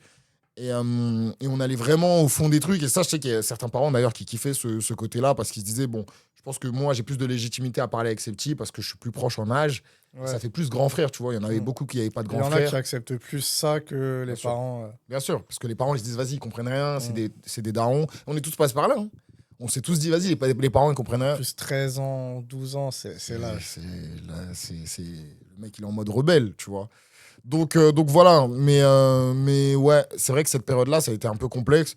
Après, nous, je pense que tu connais moi et mon frérot Arnaud, tu nous connais assez bien. Nous, on n'est pas des mecs. Hein. Ouais, on le salue. D'ailleurs, il reprend en tant que coach là, à l'OFC Couronne. Okay. Donc s'il y a des aficionados qui veulent aller le voir sur Paris 20e, il coach à l'OFC Couronne. Allez le voir, allez l'encourager. Okay. Parce que c'est vraiment une technique de coaching très spéciale. Hein. Il y a Marcelo Bielsa, c'est El Loco. Lui, c'est El Zoba. El Zoba, c'est El Loco, mais du Congo, Kinshasa, en fait. Il est vraiment fou. Il n'a pas la glacière, parce qu'il n'a pas encore les moyens, mais il est vraiment fou. Il a ses techniques. Ouais, et c'est un vrai spectacle d'aller voir Arnaud. Non, mais c'est... voir Arnaud coacher, c'est un vrai spectacle. Il se donne vraiment corps et âme et tout. Et moi, j'estime que c'est un très bon coach. Okay. Je ne dis pas ça, je suis objectif. Hein. Ok, bah écoute, peut-être on organisera un concours pour offrir des places gratuites. On va payer des gens pour aller les supporter, si possible. On vous paye en 4 quarts. Non, mais moi, je voulais revenir sur un truc. Là, on a parlé des parents. Il y a un fléau, entre guillemets, dans le foot de jeunes. Surtout ces dernières années, mais peut-être pas sur la catégorie U12, U13. C'est la relation avec les arbitres. Ouais. Voilà, bon, c'est le Sequan, c'est un club du 20e arrondissement qui est pas l'arrondissement le plus calme de Paris, on peut le dire. C'est pas faux. Est-ce que tu as déjà été témoin d'événements avec les arbitres? Comment tu as géré? Bon, déjà, nous, à domicile, on avait souvent des arbitres jeunes. C'était des petits du club qui se portaient bénévoles pour faire l'arbitrage. Ils se réveillaient le matin et tout. Donc moi, j'allais voir le coach adverse et je lui disais, t'as vu, frérot, on est là pour jouer et tout, pas de galère. toute façon, l'arbitrage ou pas, la meilleure équipe va gagner. Sauf si vraiment on est vraiment au coude à coude et qu'il y a un penalty ou un truc. Mais de toute façon, voilà. Et puis, on gagne, on perd. À la fin, on rentre chez nous et fin, tu vois. Donc, à domicile, ça va. J'ai pas eu vraiment de gros problèmes. Après, bon, j'ai fait des tournois parce que nous, on était dans le département 93. Parce que, comme tu le sais, Port de Montreuil et tout, c'est collé vraiment au 93. Donc, nous, on allait. Parce que le plutôt... district de Paris, les clubs sont répartis. Exactement. Voilà. Mais nous, on était beaucoup plus proche du 93. Donc, on allait dans le 93, on allait en car, on allait en voiture et tout. Et c'est vrai qu'il y a certains tournois, mini-tournois ou quoi, où j'ai vu des trucs de fou malade. Hein. Les mecs qui vraiment, ils se disaient, vas-y, à l'arbitre, ils veulent se péter contre l'arbitre. Après, tu prends un peu de recul. Tu te dis, mais frérot, t'es conscient que là, tu veux te battre contre un mec qui est plus jeune que toi pour une touche qui n'a pas été sifflée, frérot. Non, mais, frère, Non, mais c'est vrai, tu vois, ça rend fou les gens. Mais voilà, mais en fait, après, globalement, moi, c'est ce que je dis, j'en parle un peu dans mon spectacle. En fait, il faut savoir que les gens ont une vie qui est parfois tellement triste, qui mettent énormément d'énergie sur des choses où tu te dis, mais frère. Ouais, des choses futiles. Mais gros, il a pas sifflé un 6 mètres, mais c'est pas grave. Non, Mais mais est-ce que tu es obligé de sortir ton couteau? Range ça. Range cette arme. Mais range cette arme, mon gars. Ça sert à couper les oignons à la base. Mais donc voilà. J'ai vu des dingueries et à l'extérieur, après, même moi, je suis pas un saint, hein, de toute façon. Même moi, c'est vrai que parfois, j'ai pu m'emporter sur certains arbitres, mais c'est vraiment quand les mecs, ils maxent, ils abusent aussi. Tu vois, genre, c'est les arbitres de... tu vois, l'arbitrage domicile, l'arbitrage maison. Bah, tu vois, Aitekin, PSG, Barça. Bah, voilà, c'est plus ou moins la même chose. Et les mecs, tu te dis, non, mais en fait... C'est du foutage de gueule. Mais ouais, c'est quoi? Vous voulez qu'on joue ou qu'on joue pas? Parce que là, qu'est-ce qu'on fait en fait? Donc parfois, moi aussi, j'ai pu un peu m'énerver, mais je suis jamais entré dans ces proportions-là. Ouais, parce qu'il y a des histoires.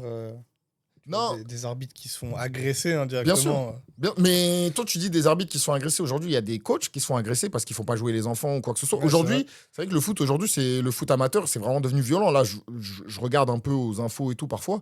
Il y a des darons qui viennent, qui attendent le coach, qui le suivent jusqu'à chez lui, qui le... Tu vois, mais... Après, pour tout ce qui est parents, je pense que c'est les sommes en jeu et les perspectives d'avenir qui jouent. Après, qu'on se dise la vérité, hein.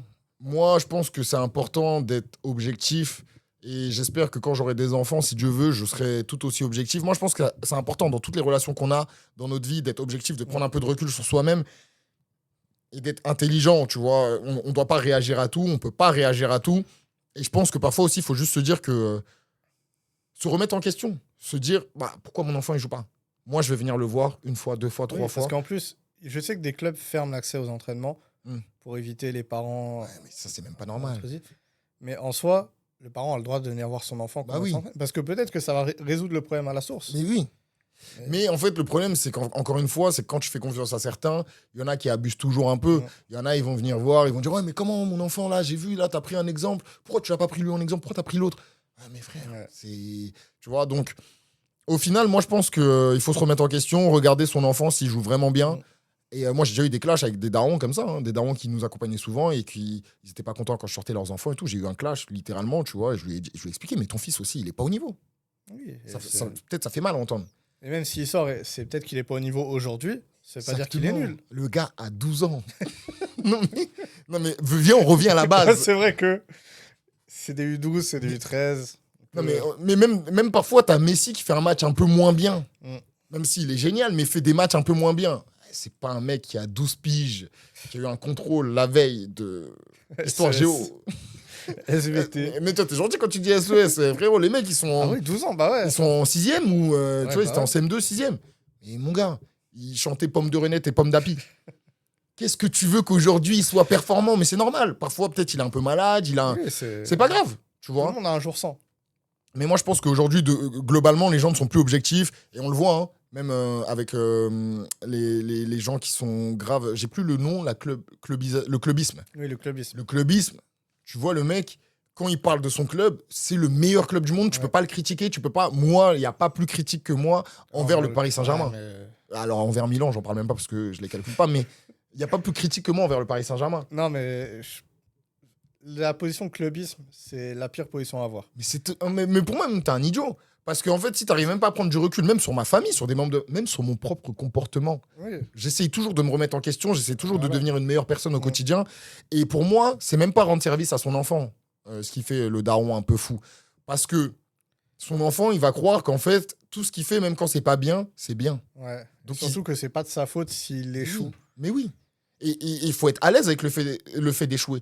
Moi, je regarde beaucoup les biographies ou les histoires de champions et tout, et ils ont tous un point en commun, c'est qu'en fait, ils ont eu 1 milliard d'échecs, mais ils ont toujours, après chaque échec, ils se sont toujours relevés, ils ont dit, vas-y, on y va, tu vois. Là où le commun des mortels s'arrête. Mais cet enfant qui a des échecs, mais qui ne les connaît même pas, quand demain, le daron, il n'est pas éternel, hein. Quand demain, il va aller dans la vie active, etc., il va avoir des échecs ou il va être pas une être mauvaise préparé personne. mentalement. Il va pas être préparé. Et ça, c'est des mecs, après, ils vont faire des burn-out, ils vont commencer à prendre des calmants, des conneries comme ça. Mais parce qu'à un moment donné, ils ont été trop choyés. Nous, on est à l'éducation aussi, où, je dirais pas à l'africaine, parce qu'il y a plein d'Africains qui n'ont pas cette éducation-là, mais nous, on a une éducation où nos darons, moi, mes darons, ils nous ont pas choyés du tout. Et puis après, voilà, tu t'as guéri, et tant mieux aussi. Tu vois, bon, petit câlin de temps en temps, ça n'aurait pas fait de mal, mais... mais au final, tu t'as guéri et t'apprends à vivre dans cette société. Mais il y a trop de mecs, tu les jettes dans la fosse au lion quand après ils sortent des jupons de leurs parents, tu vois. Ouais, non, Donc, moi, j'ai pas. Toi, t'as eu des expériences un peu par rapport à ça ou pas? Bah, moi, écoute, j'ai pas trop. Bah, moi, j'ai arrêté le foot très tôt, hein. J'ai arrêté le foot à la fin du CM2. Ok. Pour quelle raison? Bonne question. Ah ouais. Là, je saurais même pas dire. Après, je suis honnête, hein, j'aurais pas eu le niveau pour continuer très longtemps. Enfin, je pense qu'au bout de 2-3 ans de plus, ce serait peut-être plus devenu un plaisir. Ouais, c'est de la souffrance, quoi. Voilà, Tu vas à reculons. C'est ça, ça m'aurait dit, va faire des allers-retours sur le couloir droit, là. Mais tu rigoles, mais ça, c'est vraiment le moment où les gens évoluent. Hein. La période où toi t'as arrêté, c'est la période où des gens évoluent. Hein. Mais donc, peut-être que. Je sais pas. Après, c'est un what if, peut-être que. On saura jamais. On saura jamais. C'est comme ça que Dieu a décidé, de toute façon. C'est vrai. Mais moi, il y a un truc. Alors, c'est pas vraiment du foot amateur, mais les cannes de quartier. On en parlait dans le premier épisode. Ouais. Et c'est là que j'ai vu que le foot, même l'événement le plus minime, rendait fou les gens. Parce que je vais raconter une anecdote et j'espère pas avoir de problème en la racontant. T'auras pas de problème, mon gars. Samy Traoré. Oui. Voilà. Joueur qui a joué la Coupe d'Europe, quand même. Avec le PSG, oui. PSG. Avec Marseille, tu penses, toi? Je crois pas qu'il a joué à Marseille, mais je crois qu'il a joué la CAN. Toi, il a quand même joué des. Oui, international malien, mais, mais globalement, il a pas joué la Coupe d'Europe avec le PSG, peut-être la Coupe de l'UEFA. Ouais, Coupe de l'UEFA, peut-être, ouais. En tout cas, un joueur qui a un commun, quand même, supérieur à 90% des gens, 95% des gens. Et CAN de Créteil, demi-finale France-Mali. Penalty sifflé contre le Mali pour que la France revienne à égalité à la dernière minute. Tu vois, donc, ça reste une CAN de quartier. Le mec bloque la cage. Il s'est mis dans la cage. Il est en gilet jaune. Il s'est mis dans la cage. Et ça a mis 40 minutes pour le faire bouger. Ah ouais, 40 minutes. 40 minutes. Le mec était pro, il a 40 ans. Et c'est là que je me suis dit, en fait, le foot rend fou les gens. Ouais, mais tu penses quoi? Tu penses pas que lui, quand il prend sa voiture pour rentrer chez lui, il se dit pas, bon, j'ai quand même été une grosse merde, quand même, j'ai été ridicule, quand même. Non? Après, j'ai eu des échos de gens qui jouent un peu... parce qu'il était coach à Créteil, ou à Choisy. Enfin, il a été coach dans une équipe du 94. Et j'ai eu des échos qu'apparemment, c'est un mec... genre, ce qu'il a fait là, il peut le faire souvent. Ouais, ce qu'il fait là, c'était un échauffement, quoi. Là, il a dit, là mais vous êtes sérieux? Là, je fais rien, là. Là, je suis normal, là. Mais, genre là, bah, venez me voir le week-end, alors. Et je pense que ça fait partie de ces comportements qui se sont amplifiés où le foot rend fou les gens. Après, t'as des mecs qui vont te parler de passion, de conneries comme ça. Moi, je pense plus que c'est du bullshit. Moi, je pense plus que c'est... Il y a une éducation aussi. Après. Oui, moi, je pense plus que t'es mal éduqué, que tu décides. C'est comme les mecs, parfois... Après, il n'y a rien de personnel contre Samy Traoré. Hein. Si? Non, Samy Traoré. J'habite pas trop loin de Créteil. On va organiser un combat, en fait, très prochainement, parce que là, il t'a chauffé, là. Non, mais c'est comme les mecs parfois qui sont dans le foot, qui sont supporters d'équipes de foot, qui viennent, qui disent des propos racistes quand un joueur il joue mal. Après, ça dit ouais, mais vas-y, il m'a énervé. Non, en fait, t'es juste une grosse merde à la base. Oui, ça a juste fait ressortir. C'est le foot qui a révélé à quel point t'es une grosse merde. Quand tu vois pendant la CAN, les Noirs ils insultent les Arabes ils insultent les Noirs, ou bien même plus globalement au quotidien, un Blanc il peut insulter un Noir, un Arabe et tout. Tu te dis frérot, pour du foot. Ouais. Non, c'est pas pour du foot. En fait, ça fait ressortir le pire que les gens ont. Ouais. C'est ça, il y a plein de gens qui se disent j'ai une vie de merde. Bon, le foot, ça va être une espèce d'échappatoire. Et tu le vois dans les stades. Hein. Les mecs, ils commencent à faire des trucs de ouf maintenant dans les stades. Ouais, Tu vois mais pas, ça, la saison dernière, toutes les interdictions, tous les problèmes qu'il y a eu Ouais. dans les stades. Et même aux alentours. Les mecs se sont fait chlasser, des trucs comme ça. Des familles qui sont agressées juste parce qu'elles portent le maillot de l'équipe adverse. Sérieusement, mais frérot. Et tu vois, quand on parlait des bons côtés du foot tout à l'heure, pour moi, le foot, ça doit rester ça, en fait. Les agressions. Oui. non, mais ça doit rester les bons côtés, Bon enfant, ouais. les ambiances où on est tous ensemble, etc. Et quand ça part dans ce truc-là, moi... C'est pour ça que moi, j'ai pris beaucoup de recul sur le foot. Moi, je vois des potes à WAM, quand ils regardent des matchs de foot, parfois, ils sont comme des oufs. Moi, personnellement, très stoïque. Bon, parfois, effectivement, quand Oui, ça c'est- met des buts, quand il y a des gros enjeux, parce que j'ai bien stressé et tout avant, j'ai chié mou le matin, forcément. Là, je suis un peu Tu plus vas à te fond. lâcher un peu plus, oui. Voilà. Mais sinon, moi, je suis stoïque. Ah oui. Personnellement, ces mecs-là, ils sont multimillionnaires. Moi, en fait, je suis dans une réflexion très pragmatique. Ces mecs-là, ils gagnent, ils perdent, ils vont toucher leurs millions. Et toi, ça n'a rien changé à ta vie. Mais peut-être même pire. Peut-être même que si ils gagnent ou ils perdent, mon loyer va augmenter. Je sais pas. Tu vois, donc, Ouais. mon gars, moi, je veux pas rentrer dans leurs conneries de... Tu vois, c'est pas ma vie, en fait. C'est Mm. pas ma vie. Moi, ça reste un divertissement. Je le prends comme un divertissement. C'est Exactement. comme parfois, il y a des gens, toujours dans le divertissement, des gens qui prennent à cran ce qu'un humoriste a fait. Un humoriste, il va faire une vanne sur un truc, ça va dire « Ah non, mais toi, je t'aimais bien. » Mais là, juste parce que ça les touche eux, Mm. tu vois. Mais si ça se trouve, les autres vannes où ils rigolaient, ça touchait d'autres personnes. Ouais, c'est Mais ça. vu que ça les touchait pas à ce moment-là, donc ils vont dire « Ah non, mais c'est de la blague. C'est de l'humour, tu vois. » Donc voilà, moi je pense que le divertissement, on doit le laisser au divertissement. Et après, il y a des choses sérieuses où vraiment là, Et on surtout- peut être sérieux, tu vois. Et surtout, toi, tu étais coach du coup en jeune. Ouais. C'est le moment où ça reste un jeu, le foot. Bien évidemment. Les Évidemment. gamins, ils ont 13 ans. Mais oui. Peut-être qu'il y en a qui vont faire carrière. D'ailleurs, je vais te poser une question pour savoir si est-ce qu'il y a des joueurs que tu as. Non, ils Coaché. étaient trop nuls. Ils étaient trop nuls. Ok, français. Non, ils étaient trop nuls. Non, mais après, ils étaient pas au niveau. C'est d'ailleurs pour Non, ça mais- que j'ai dit que je vais monter sur scène pour faire des blagues parce que c'est fini. Il n'y a, En fait, pas d'avenir dans le oui, c'est coaching. tellement risible que je préfère aller rigoler.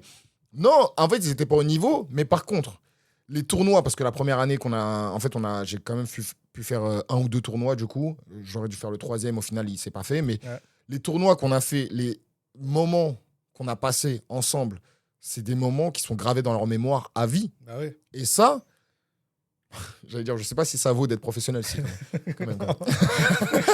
Les deux à 100%. Quand même. Mais ça, c'est incroyable. Après, être professionnel, on parle de quoi? Parce qu'aujourd'hui, tu as plein de joueurs qui sont professionnels, mais qui sont pas connus. C'est ça. Les gens professionnels, c'est pas jouer dans les 5 grands championnats et être titulaire. Là, on parle vraiment de 0,0001% de la Un population mec des qui joueurs joue en de foot. national. Ah non, national, c'est semi-pro C'est encore. semi-pro, mais après, il y a des clubs pro en national. Ouais. Hein. Bon, un mec qui joue dans un club pro national, il est Ouais. pro, il vit du foot. Il gagne son 3 000 Personne le euros connaît. par mois. Ouais. Il peut aller faire les courses normales. Vraiment, ça dit, pourquoi tu nous dépasses, toi? Vas-y, casse-toi. Mais parce que les mecs, ils savent pas qu'il est professionnel. Après, tu as des mecs aussi qui vont jouer dans les pays exotiques. Quand je dis exotique, parfois, c'est pas forcément Arabie Saoudite et tout, mais tu as des pays un peu Moldavie, tu vois, les pros comme T'as ça. pas Là, mal les mecs.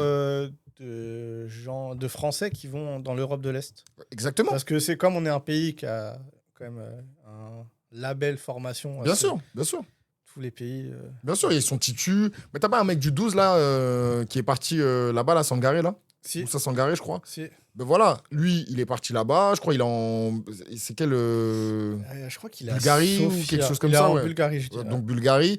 Donc il est parti là-bas, il marque ses buts. Peut-être un épisode avec lui prochainement. Je te le souhaite, mon frère, je te Ouais. le souhaite. Il est là-bas, il marque ses buts. Et puis voilà, même je crois il a fait peut-être les. Je vois un peu Il a parfois été sur Instagram. convoqué avec. Oui, il joue avec le Mali, Ouais, il a été convoqué. donc il mène sa Il petite a- carrière. Il a sa carrière. Et le mec, au final, quand les gens pensent pro, ils pensent pas à ça. C'est ça. Mais- Eux, ils pensent à la Ligue des Champions et Ouais. tout. Et nous-mêmes, hein, quand on était petits, on pensait pro. Oui, bah oui, quand... On pensait pas à jouer la Coupe de la Ligue. Je lui demanderai si je l'interviewe un jour, mais je pense pas qu'il avait joué en Bulgarie. Oui, oui. Je sais même pas s'il savait placer la Bulgarie déjà. Donc voilà, non mais pro, ça veut tout et rien dire aujourd'hui malheureusement. Et donc voilà, moi je pense que les joueurs, surtout, nous on est là pour leur faire vivre des bons moments, pour leur faire vivre des moments inoubliables. Et tu vois, les moments où moi j'ai été en tournoi quand j'étais plus jeune, je m'en rappelle, les frites merguez, les trucs comme ça. Donc moi, mon but aussi, c'était de transmettre ça aux petits. Et après, par contre, il y a des petits qui veulent devenir coach, qui veulent avoir un truc de transmettre encore. Et moi, c'est ça mon kiff au final. Mm. Et c'est aussi la les transmission. conseils en tant qu'homme. Exactement. C'est là, c'est 12, 13 ans. Bien sûr. Tu t'essayes de... Parce que le nombre de fils d'up qu'il y a aujourd'hui sur Terre, t'essayes quand même, toi, de transmettre des valeurs. Ah, t'es pas énormément de temps avec lui quand même dans la semaine, mais au final, tu crées un petit lien. T'essayes de leur dire, hey, les gars, traînez pas après les cours. Ouais. Les gars qui sont au stade, vas-y, rentrez chez vous. Après, vous allez rentrer dans les embrouilles, des trucs comme ça. Ouais. T'essayes d'avoir un accompagnement. 6 sur 10, tu peux en aider 4, 5. Bon, déjà, C'est- c'est déjà pas mal, tu vois. Ouais. Après, les autres, bah, ils vont faire leur choix. Hein. C'est ça. Mais c'est pour ça que c'est quand même. Il n'y a des belles valeurs à transmettre quand Bien tu es coach évidemment, en bien équipe de évidemment. jeunes. Et surtout, avant, on va dire, je pense que la passerelle, ça a 15 ans. Oui. 13, 15 ans. Ouais, C'est 13 ans, entre c'est le 13 foot et à 15. 11. Ouais. C'est là où ça commence peut-être à devenir un peu plus d'enjeu. Oui, Parce que tu te rapproches bien du sûr. centre de formation. Bah, c'est beaucoup plus réel déjà parce que Ouais. tu joues vraiment. En fait, tu vas jouer comme ça jusqu'à la fin de ta vie. Même si tu joues en vétéran, tu vas jouer à 11 plus Ouais. ou moins, tu vois. Donc ça se rapproche. Quoique le vétéran, peut-être parfois, il joue à 8 même. Mais ça se rapproche. Donc voilà. Mais moi, de toute façon, la transmission, et c'est d'ailleurs ce que là, je vais faire dans mon spectacle aussi. D'ailleurs, vous pouvez venir le voir. Mais c'est transmettre. C'est transmettre mes idées, c'est transmettre ma vision, c'est transmettre une énergie positive. Et c'est essayer d'arriver à faire rire. Par contre, là contrairement au coaching, c'est essayer de faire rire avec des choses un peu graves ou des choses, Ouais. des vraies valeurs, Dédramatiser. exactement, dédramatiser des choses de la société. Et que quand des gens viennent me voir, que ce soit des jeunes ou des un peu moins jeunes, ils sortent et ils se disent, OK, c'est vrai que parfois moi je fais ça et c'est pas cool. C'est vrai que truc. Et ils peuvent se remettre en question sur certains trucs. Tu vois, moi je vais piquer là où ça fait un peu mal parfois, tu Ouais. vois. Crever l'abcès. Exactement, et c'est important parce que nous, c'est notre rôle. Et moi, j'ai toujours aimé ce côté transmission. Tu vois, là, je parle du stand-up parce que j'en fais. Mais quand j'étais éducateur sportif ou animateur périscolaire, etc., je l'ai fait aussi. Je pense que tout le monde peut transmettre à son échelle. Ouais. Tu vois, moi, maintenant, j'ai choisi ces voies-là. On verra à la fin. Hein. Et du coup, ça fait 5 ans que tu as arrêté. Ouais, c'est vrai. Ça fait 5 ans que tu as arrêté le coaching. Donc, tu as eu le temps de toi-même d'évoluer. Hein. Bien, Tu m'as dit que tu te tellement, remettais en question régulièrement. tellement. Est-ce que là, tu aurais envie peut-être de reprendre? Est-ce que tu penses que tu pourrais apporter plus que ce que tu as pu apporter par le passé? Alors, vu qu'il y a deux questions, moi, je pense que je pourrais apporter tellement plus que ce que j'ai apporté parce que mon mindset, il a tellement évolué. Je suis devenu une meilleure personne et j'espère que l'année prochaine, je serai encore une meilleure personne qu'aujourd'hui, là. Mais moi, je pense que je pourrais tellement leur apporter parce que j'ai pris de l'âge. Je suis beaucoup plus sage dans ma tête. Je pense que je pourrais être plus précis sur certains points. Avant, j'étais un peu fouillis et tout. Je pourrais tellement leur apporter, mais est-ce que j'ai envie de reprendre? Non. Parce que pour moi, c'est pas mal d'énergie. Moi, quand je fais quelque chose, j'aime bien le faire Ouais, à quand même 100%. correctement et tout. C'est pas mal d'énergie. Là, je bosse pas mal sur mon spectacle. C'est pour ça d'ailleurs même que j'ai un peu diminué, pour ceux qui me suivent sur les réseaux, j'ai un peu diminué ma fréquence de vidéo et tout. Ouais. Parce que avant, j'étais vraiment full vidéo. Ça me permettait de m'entraîner d'ailleurs Ouais, sur tu te mets à l'écriture et tout. 100%. Là, je suis à 100% sur le spectacle. Et je veux vraiment que les gens qui se déplacent, ils se disent, putain, ce mec-là, il est vraiment C'est trop vraiment fort. donné pour nous. Ouais. Exactement. Ils se disent vraiment, il nous a respectés. Parce que c'est un rodage. Hein. C'est un rodage, mais moi, je veux qu'à la fin, les mecs, ils disent, non, mais c'est pas un rodage, c'est pas possible. Ce mec-là, c'est un génie, tu vois. Non, mais Non, mais je veux que les gens se disent ça à la fin. En tout cas, c'est mon ambition. Ouais. Et c'est ce que je disais. C'est que l'humilité, c'est bien beau, mais c'est pas parce que t'es humble que tu dois dire que Tu t'es vas une merde. réussir. Tu vois. Ouais. Parce que souvent, en France, on est un peu dans le truc, non, mais moi, Je suis gentil, je dois réussir. N'Golo Kanté. Non, mais moi, vous avez jamais entendu ma voix? C'est normal parce que je suis timide. humble. Voilà. Non, moi, j'essaye d'être quand même assez humble. Je dis pas que je suis meilleur que tel ou tel, mais j'essaye d'être déjà meilleur que celui que j'étais la veille. Et puis voilà. Donc, moi, je pense qu'aujourd'hui, non, j'ai pas forcément envie de revenir. J'ai tourné cette page. On va à fond maintenant dans ce qu'on peut faire. Et puis voilà. Hein. Parce que j'ai United qui m'a appelé avant le podcast. Oui. Comme Amorim s'est fait virer, il voulait te proposer. Ah, il s'est fait virer? Non. Ah, pas encore, ok. Non, Pas je encore. croyais vraiment que c'était fait. Parce que ça commence à sentir. C'est crédible. Oui, non, mais peut-être que même le temps même que la Peut-être que là, vidéo on va sort. sortir. Oui, Ouais. le temps qu'on enlève le mode Ça serait avion. mérité, hein, parce que... Oui, non, mais United, j'y ai réfléchi, mais non, mais sérieusement, moi, le foot, maintenant, c'est vraiment récréatif.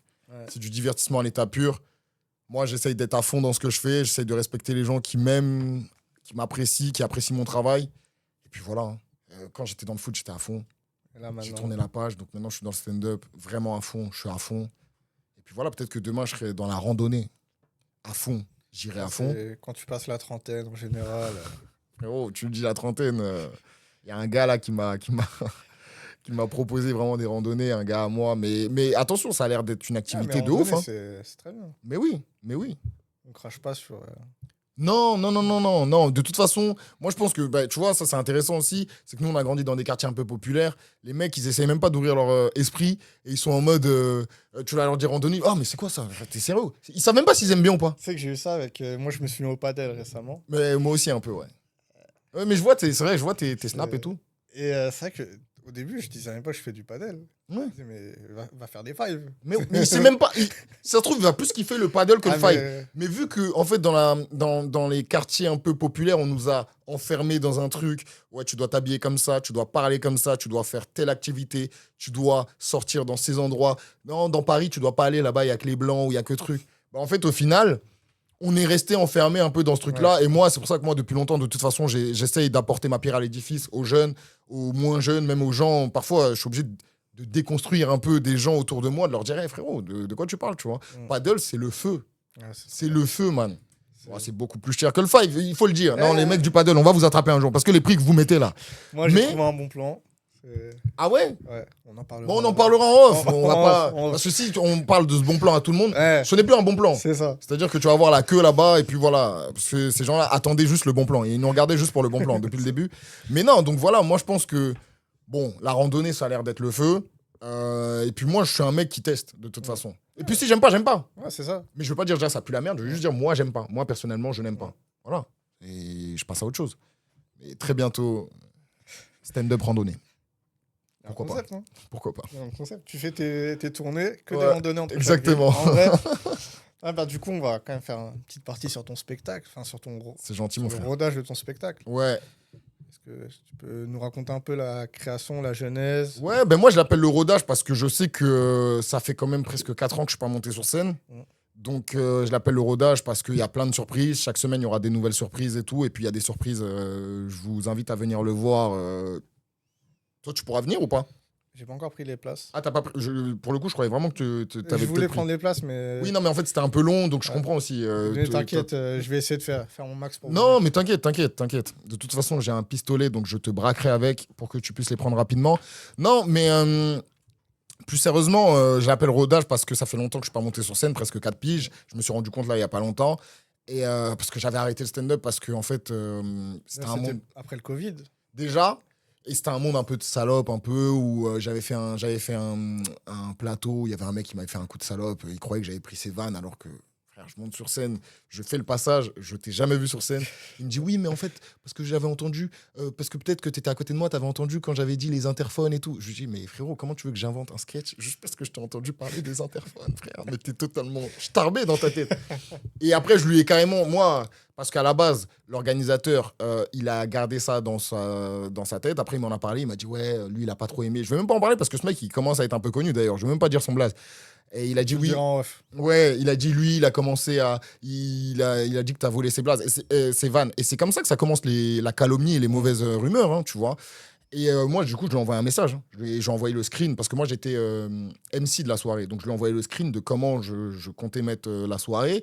Et je lui ai dit, regarde, frère. Ah, si t'as un problème, tu viens me voir directement. Moi, je lui ai envoyé un message Ouais. directement, tu vois. Parce que moi, j'aime pas les nyama, les trucs de baltringue comme ça.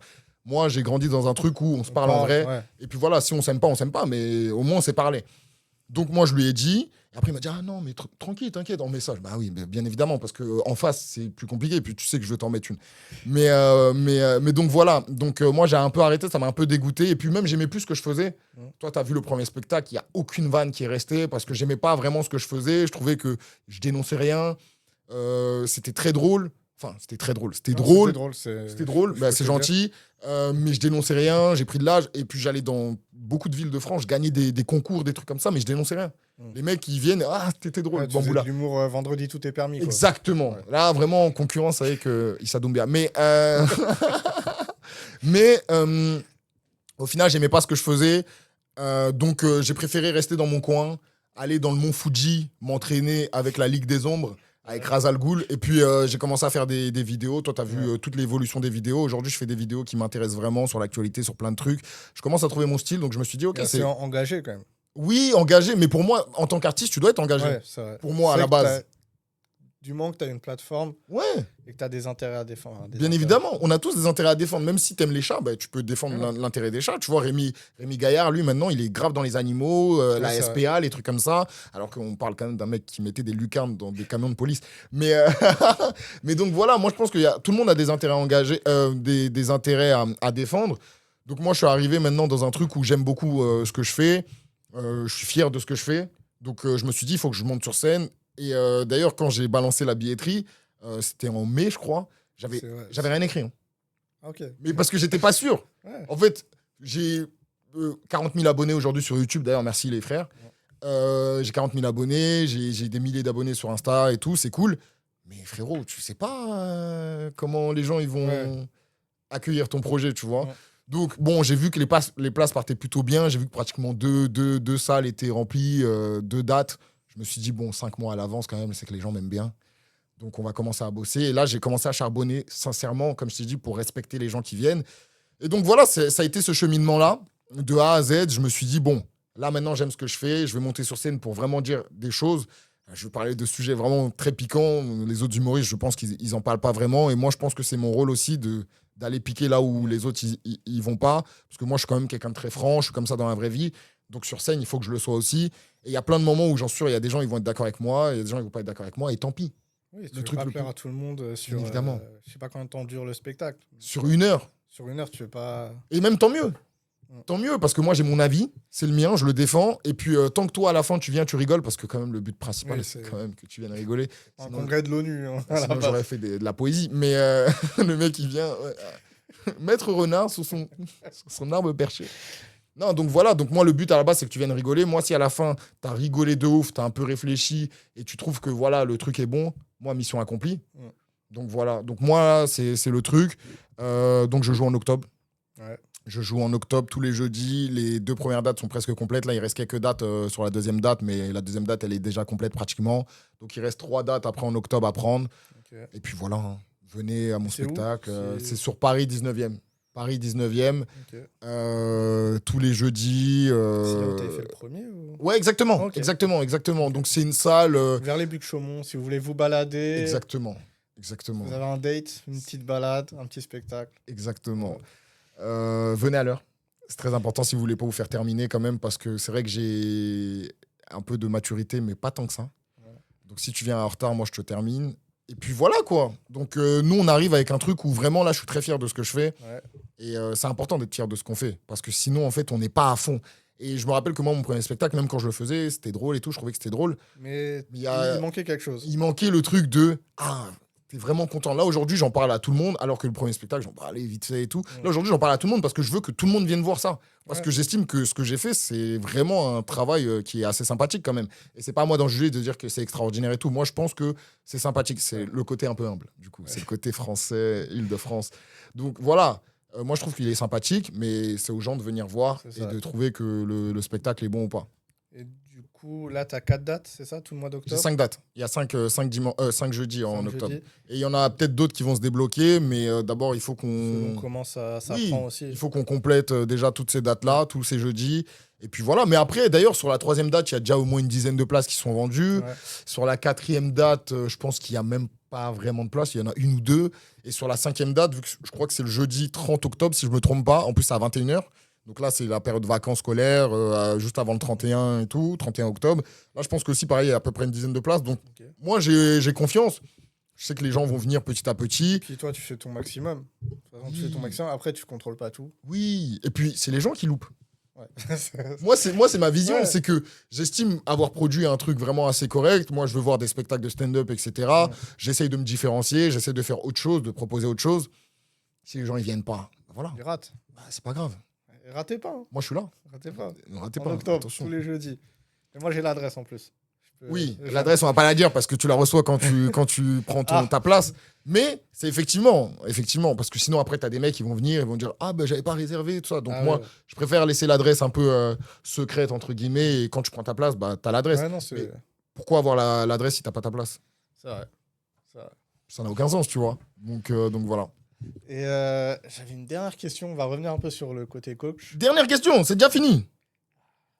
Il reste 15 minutes d'enregistrement. Ouais, 15 minutes, ça va, on a le temps, mon frère. Allez, on est parti. C'est parti, un 3e podcast. Non, dernière question. Est-ce qu'il y a des qualités que tu avais en tant que coach qui te servent maintenant dans le stand-up? Dans le stand-up.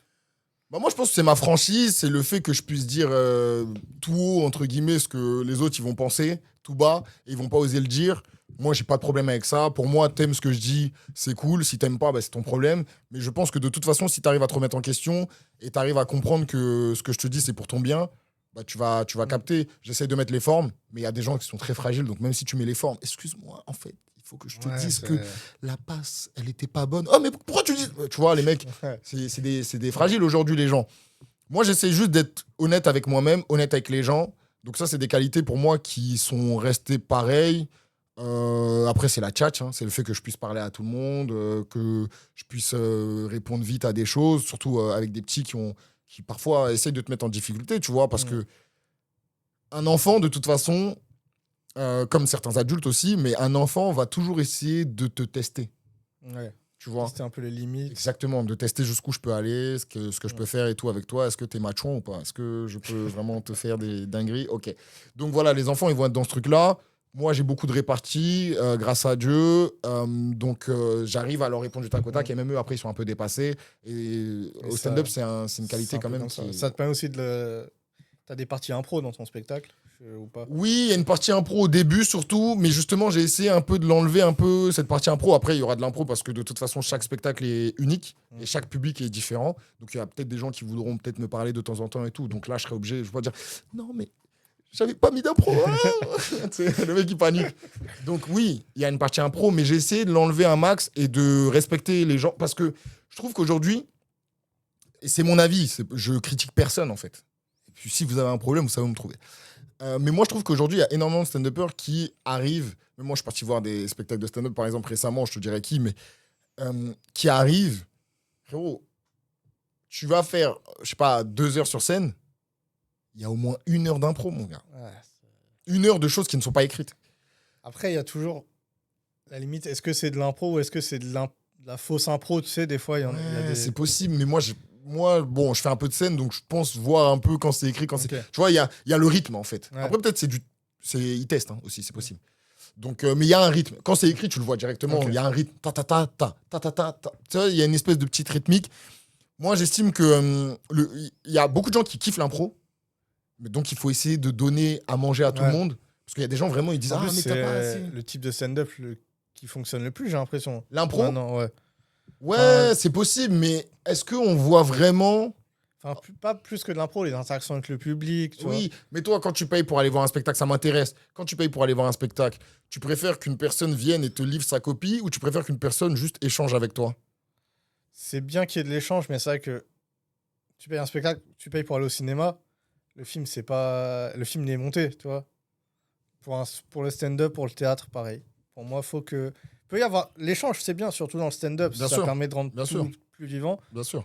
Mais quand même, il faut qu'il y ait une grosse trame, genre au moins 80% pour du spectacle. Bien sûr, moi je suis totalement d'accord avec toi. Et c'est ça la différence justement avec le cinéma. C'est pour ça que j'exhorte les gens à arrêter d'aller au cinéma. C'est devenu la grosse merde. De toute façon, les gens parlent. Moi, je suis déjà allé dans une salle de cinéma où le mec il était en train de bédave, littéralement. Peut-être qu'il se croyait à Amsterdam. Mais donc voilà, moi je dis aux gens, allez voir du stand-up, du spectacle vivant. Parce qu'en fait, il y a cette différence, il y a ce truc où tu peux avoir un échange, etc. Maintenant, il ne faut pas forcer. Oui, c'est ça. Il ne faut pas forcer la discussion. Moi, j'estime qu'en impro, j'estime être assez bon, mais je veux que l'impro me serve parfois de temps en temps, mais je veux avoir un vrai matelas de vannes écrites que j'ai bossé, mon frère. Les gens sont venus aussi pour mon travail. Ouais. Les gens sont venus pour mon travail. L'impro, l'air de rien, c'est pas quelque chose... Ça se travaille un peu, mais c'est pas quelque chose que t'as bossé, t'es venu... En fait, c'est comme si tu venais les mains dans les poches et... Il y a un peu ça. Mais après, les artistes, moi, je pense qu'ils ont un vrai souci. Pas que les stand-uppers, mais même globalement. Je pense que les artistes, c'est vraiment un taf. Parce qu'il y a beaucoup de gens qui le prennent pas comme un taf, mais c'est vraiment un taf où les gens se disent vas-y, tranquille, man. Yeah, man, tranquille. Il y a même des gens, ils peuvent faire le même spectacle pendant 4, 5 ans, 6 ans, 8 ans, normal, tu vois. Ouais. Moi, là, où moi, vraiment, j'ai des objectifs chiffrés, où je me dis, allez, je vais faire ce spectacle-là, tant d'années, tac, tac, tac. Une fois que je l'ai montré à toute la France, allez, on passe sur autre chose. Parce qu'à un moment donné, il faut respecter les gens qui viennent te voir. Ouais, c'est vrai, ils vont pas venir pour 20 fois pour la même chose. C'est ça. Et moi, c'est là où j'essaie de me différencier des autres, c'est que moi, je veux respecter les gens. Tu vois, moi, je pense que c'est important. J'estime que, même si moi, mes places, elles sont pas chères, mais j'estime que même si cette personne-là, elle a payé même 5 euros, frérot, dès le matin, elle savait qu'elle allait venir te voir le soir. Elle s'est déplacée. Peut-être qu'il y a des problèmes dans sa vie. Peut-être qu'elle vit des moments compliqués. Elle a pris les transports. Peut-être qu'il y a eu des incidents voyageurs. On connaît l'Île-de-France, comment c'est, mon frère. Tu vois, elle a parcouru un truc pour venir te voir. Elle a fait l'effort de venir. Exactement. Donc, moi, à partir du moment où je monte sur scène, je vais donner le max. Il y a peut-être des moments où je serai moins bien, des moments où je suis un peu fatigué et tout. Mais moi, le but, c'est que je donne le max, putain. Et il y a plein de gens qui l'oublient, ça. Parce qu'il y a plein de gens, au bout d'un moment, ils respectent plus les gens. Et puis, demain, si je respecte plus les gens, ne venez plus me voir. Je vous le dis. Ne venez plus me voir. Si vous sentez qu'il devient commercial. Oui, si vous sentez que je commence à Si dire, vous c'est voyez pas une dans Vendredi, dinguerie tout quand est tu prends le permis. métro, quand tu prends le RERD, tu sais, les vannes de base. Eh, mais c'est pas une dinguerie, la ligne 13. Quand tu commences à faire des accents. J'ai dit vraiment, voilà, là, à ce moment-là, moi, je la checkais, un bon foutu. Là, vraiment, pile à ce moment-là, ne venez plus. Ne venez plus me voir. Ouais. Parce qu'à ce moment-là, c'est que je vais dans la facilité, je vais dans des trucs un peu claqués. Moi, grâce à Dieu, j'essaye vraiment de respecter mon public, de pas aller dans la facilité. Je me creuse vraiment le cerveau. Je te jure, moi, j'ai retiré des blagues. Je te le dis à toi, bon, parce que voilà, on est là. J'ai retiré des blagues de mon rodage, là, spectacle en rodage. J'ai retiré des blagues que, j'en suis sûr, elles étaient drôles. Mais je me suis dit, ça apporte quoi? C'est vrai ou pas? Non, c'est pas vraiment vrai. C'est vraiment une blague pour être une blague. Est-ce que c'est si drôle que ça? C'est drôle, mais t'es pas confiant et même toi, tu l'aimes pas tant que ça. Enlève. Okay. J'ai retiré des blagues comme ça. Pourtant, peut-être que si je la fais, je peux taper un rire ou un truc comme ça. Mais je suis perfectionniste sur le truc. T'as pas envie de mettre des choses sur la table comme ça? Mid. Ouais. Le truc mid, j'aime pas. Pourtant, je sais que les gens, ils viennent voir un rodage. Donc, c'est un truc en construction. Mais je veux que même quand ils viennent voir le rodage, je dis, mais c'est pas possible, c'est pas un rodage en fait. C'est vraiment un vrai spectacle qu'on vient de voir. Alors que ça sera pas le spectacle final, je le dis, parce qu'il y a pas mal de surprises. Bref. Mais donc voilà. Okay. Moi, c'est ça mon objectif. Et toi, je pense que toi, t'aimes ce genre de choses. T'aimes te faire respecter quand même. Quand tu vas au resto, t'aimerais bien quand même que. Voilà. T'aimes bien qu'il y ait un bon service, des bons plats. Évidemment. Même quand tu vas au grec, même si le grec, tu le payes, j'allais dire 5 euros, mais ça fait très longtemps que ce n'est plus ce prix. Vraiment, minimum 10 euros. 10, sans canette. Mais maintenant, le truc, c'est quoi? Même quand tu vas au grec, tu payes pas cher. En fait, à partir du moment où tu payes un service, tu veux qu'il soit quali, qu'on te respecte. Je vais te dire, même si tu payes pas, si tu fais l'effort de venir, de te déplacer. Bien sûr, c'est vrai d'ailleurs, c'est vrai, parce que parfois, il y a des plateaux où c'est gratuit, entrée gratuite, tu dois payer une conso et tout. Mais à partir du moment où une personne, elle s'est déplacée, pour moi, j'ai pris de son temps. Et le temps, c'est le truc le plus important pour l'être humain. J'ai pris de son temps. Donc, je veux la respecter, cette personne. C'est ça. Et d'ailleurs, même là, aujourd'hui, je suis arrivé en retard, je dois le dire, et c'est pour ça que je me suis excusé, parce que, en fait, pour moi, le respect, c'est la base des bases. Le respect, c'est la base. Et c'est ce que je te dis, dans le stand-up, j'essaie de le véhiculer avec les enfants et tout, et ça revient à notre discussion d'aujourd'hui. Le respect, c'est la base. Si tu fais quelque chose de pas bien, tu t'excuses et on passe à autre chose. Et à partir du moment où tu es comme ça, même, les gens vont un peu plus te respecter, d'ailleurs. C'est ça. C'est un cercle vertueux. Exactement. Exactement. Putain, mais c'est dommage que ça soit déjà fini. Il a été lourd, la conversation. Ah, là, il reste 7 minutes. On peut parler. Toi, sinon, ça va, toi? Non, mais en tout cas, moi, je dis aux gens, venez me voir sur scène. Je pense que si vous aimez l'humour ou à la fin, vous avez un peu cogité sur ce que vous pouvez être dans la société, si vous aimez l'humour de société, je dis aussi aux gens qui me voient souvent en vidéo, ça va pas être du même niveau que mes vidéos, même s'il y en a beaucoup qui aiment mes vidéos, et tant mieux. Ça va être un niveau 2, 3, 4 niveaux au-dessus, parce que là, je bosse vraiment sérieusement dessus pendant plusieurs semaines, plusieurs mois. Et puis, on va essayer de sortir un peu des vannes que je fais en vidéo, parce que ça n'a aucun sens de faire payer à des gens ce qu'ils peuvent voir gratuitement. Donc, il y a vraiment... On revient sur le respect de... Oui, voilà, en fait, à la fin, moi, mon leitmotiv, c'est de respecter les gens. Déjà, c'est de me respecter moi-même. Tu sais, quand tu te respectes toi-même, très souvent, tu respectes les gens. Il n'y a que les gens qui ne se respectent pas vraiment, qui n'osent pas vraiment respecter les gens. Mais quand tu te respectes toi-même, en tant qu'être humain, tu te dis que tu es au-dessus de personne. Moi, tu vois, je crois en Dieu, je me dis que voilà, il y a aucun être humain qui est au-dessus de moi, mais je suis au-dessus de personne aussi. Donc voilà, on est tous à égalité, je perds de personne, mais donc voilà, je respecte tout le monde et je peux pas arriver avec genre les mêmes vannes que je fais dans mes vidéos, sinon ça n'a aucun sens. Autant mettre des vidéos, elles sont accessibles gratuitement. Je fais un best-of et puis voilà, je mets ça sur YouTube et puis on n'en parle plus. Donc voilà, venez voir mes spectacles.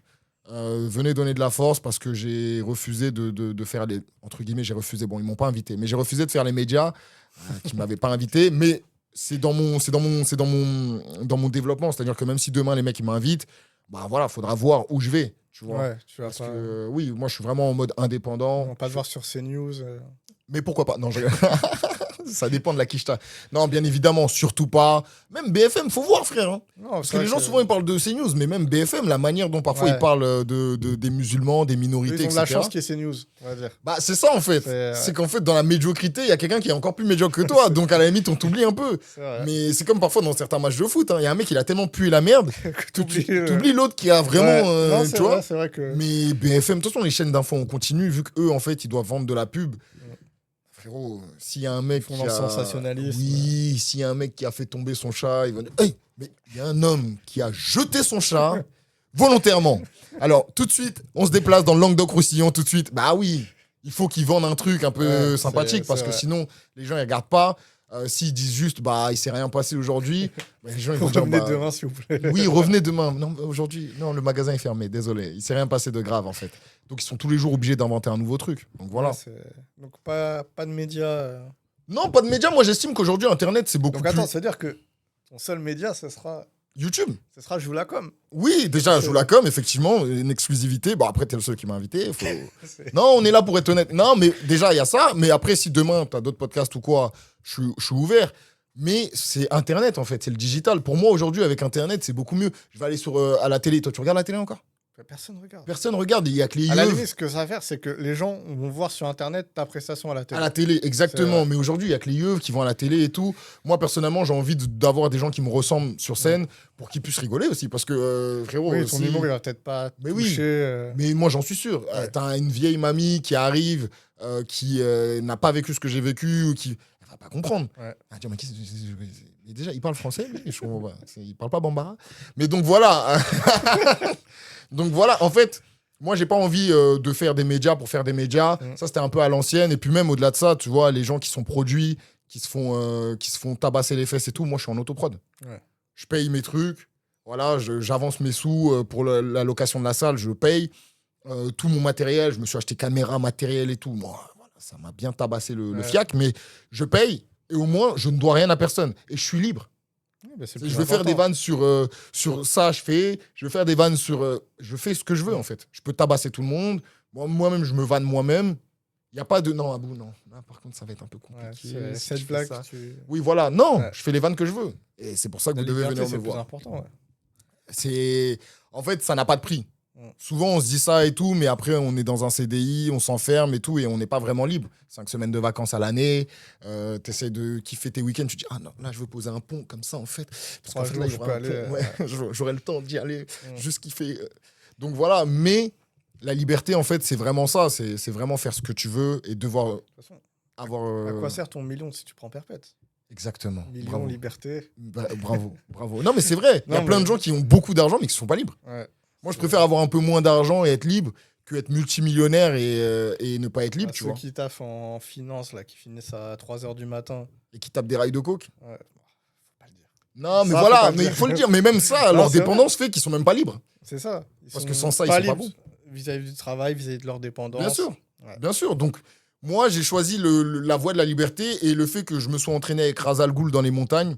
Ça t'a aidé. Ça m'a beaucoup aidé.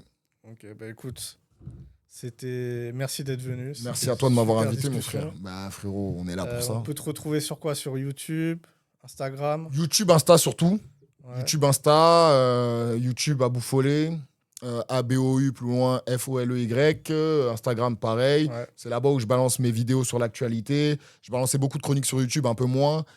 Mais il y aura tous mes extraits de spectacles et tout, des inédits qui vont pas être dans mon spectacle, je les balancerai là-bas, sur Instagram aussi. Donc YouTube et Insta surtout. Ok, et tous les jeudis d'octobre? Oui, de toute façon, il y a le lien de réservation sur Instagram. C'est gentil. C'est gentil, mon frère. Merci, ça fait plaisir. Mais il y a le lien globalement avec toutes les dates. Et vous pouvez venez avec tous vos proches, faites découvrir ça et encourager l'indépendance, surtout. Parce que souvent, on critique les mecs qui vendent leur boule, mais derrière, il faut faire des trucs aussi, tu vois. Et pour nous, on se retrouve bientôt pour un nouvel épisode. Grosse force à l'émission, longue vie à Joulacom. Ouais, et vraiment bête un d'émission. invité d'exception. Ah ouais, c'est... Il n'y a pas d'invité. Ah merde, ok, bon. Je me suis dit peut-être j'allais avoir une actualité, Non, un truc. On vous tient au courant et restez branchés. Ça marche, restez branchés. Vamos. Salut.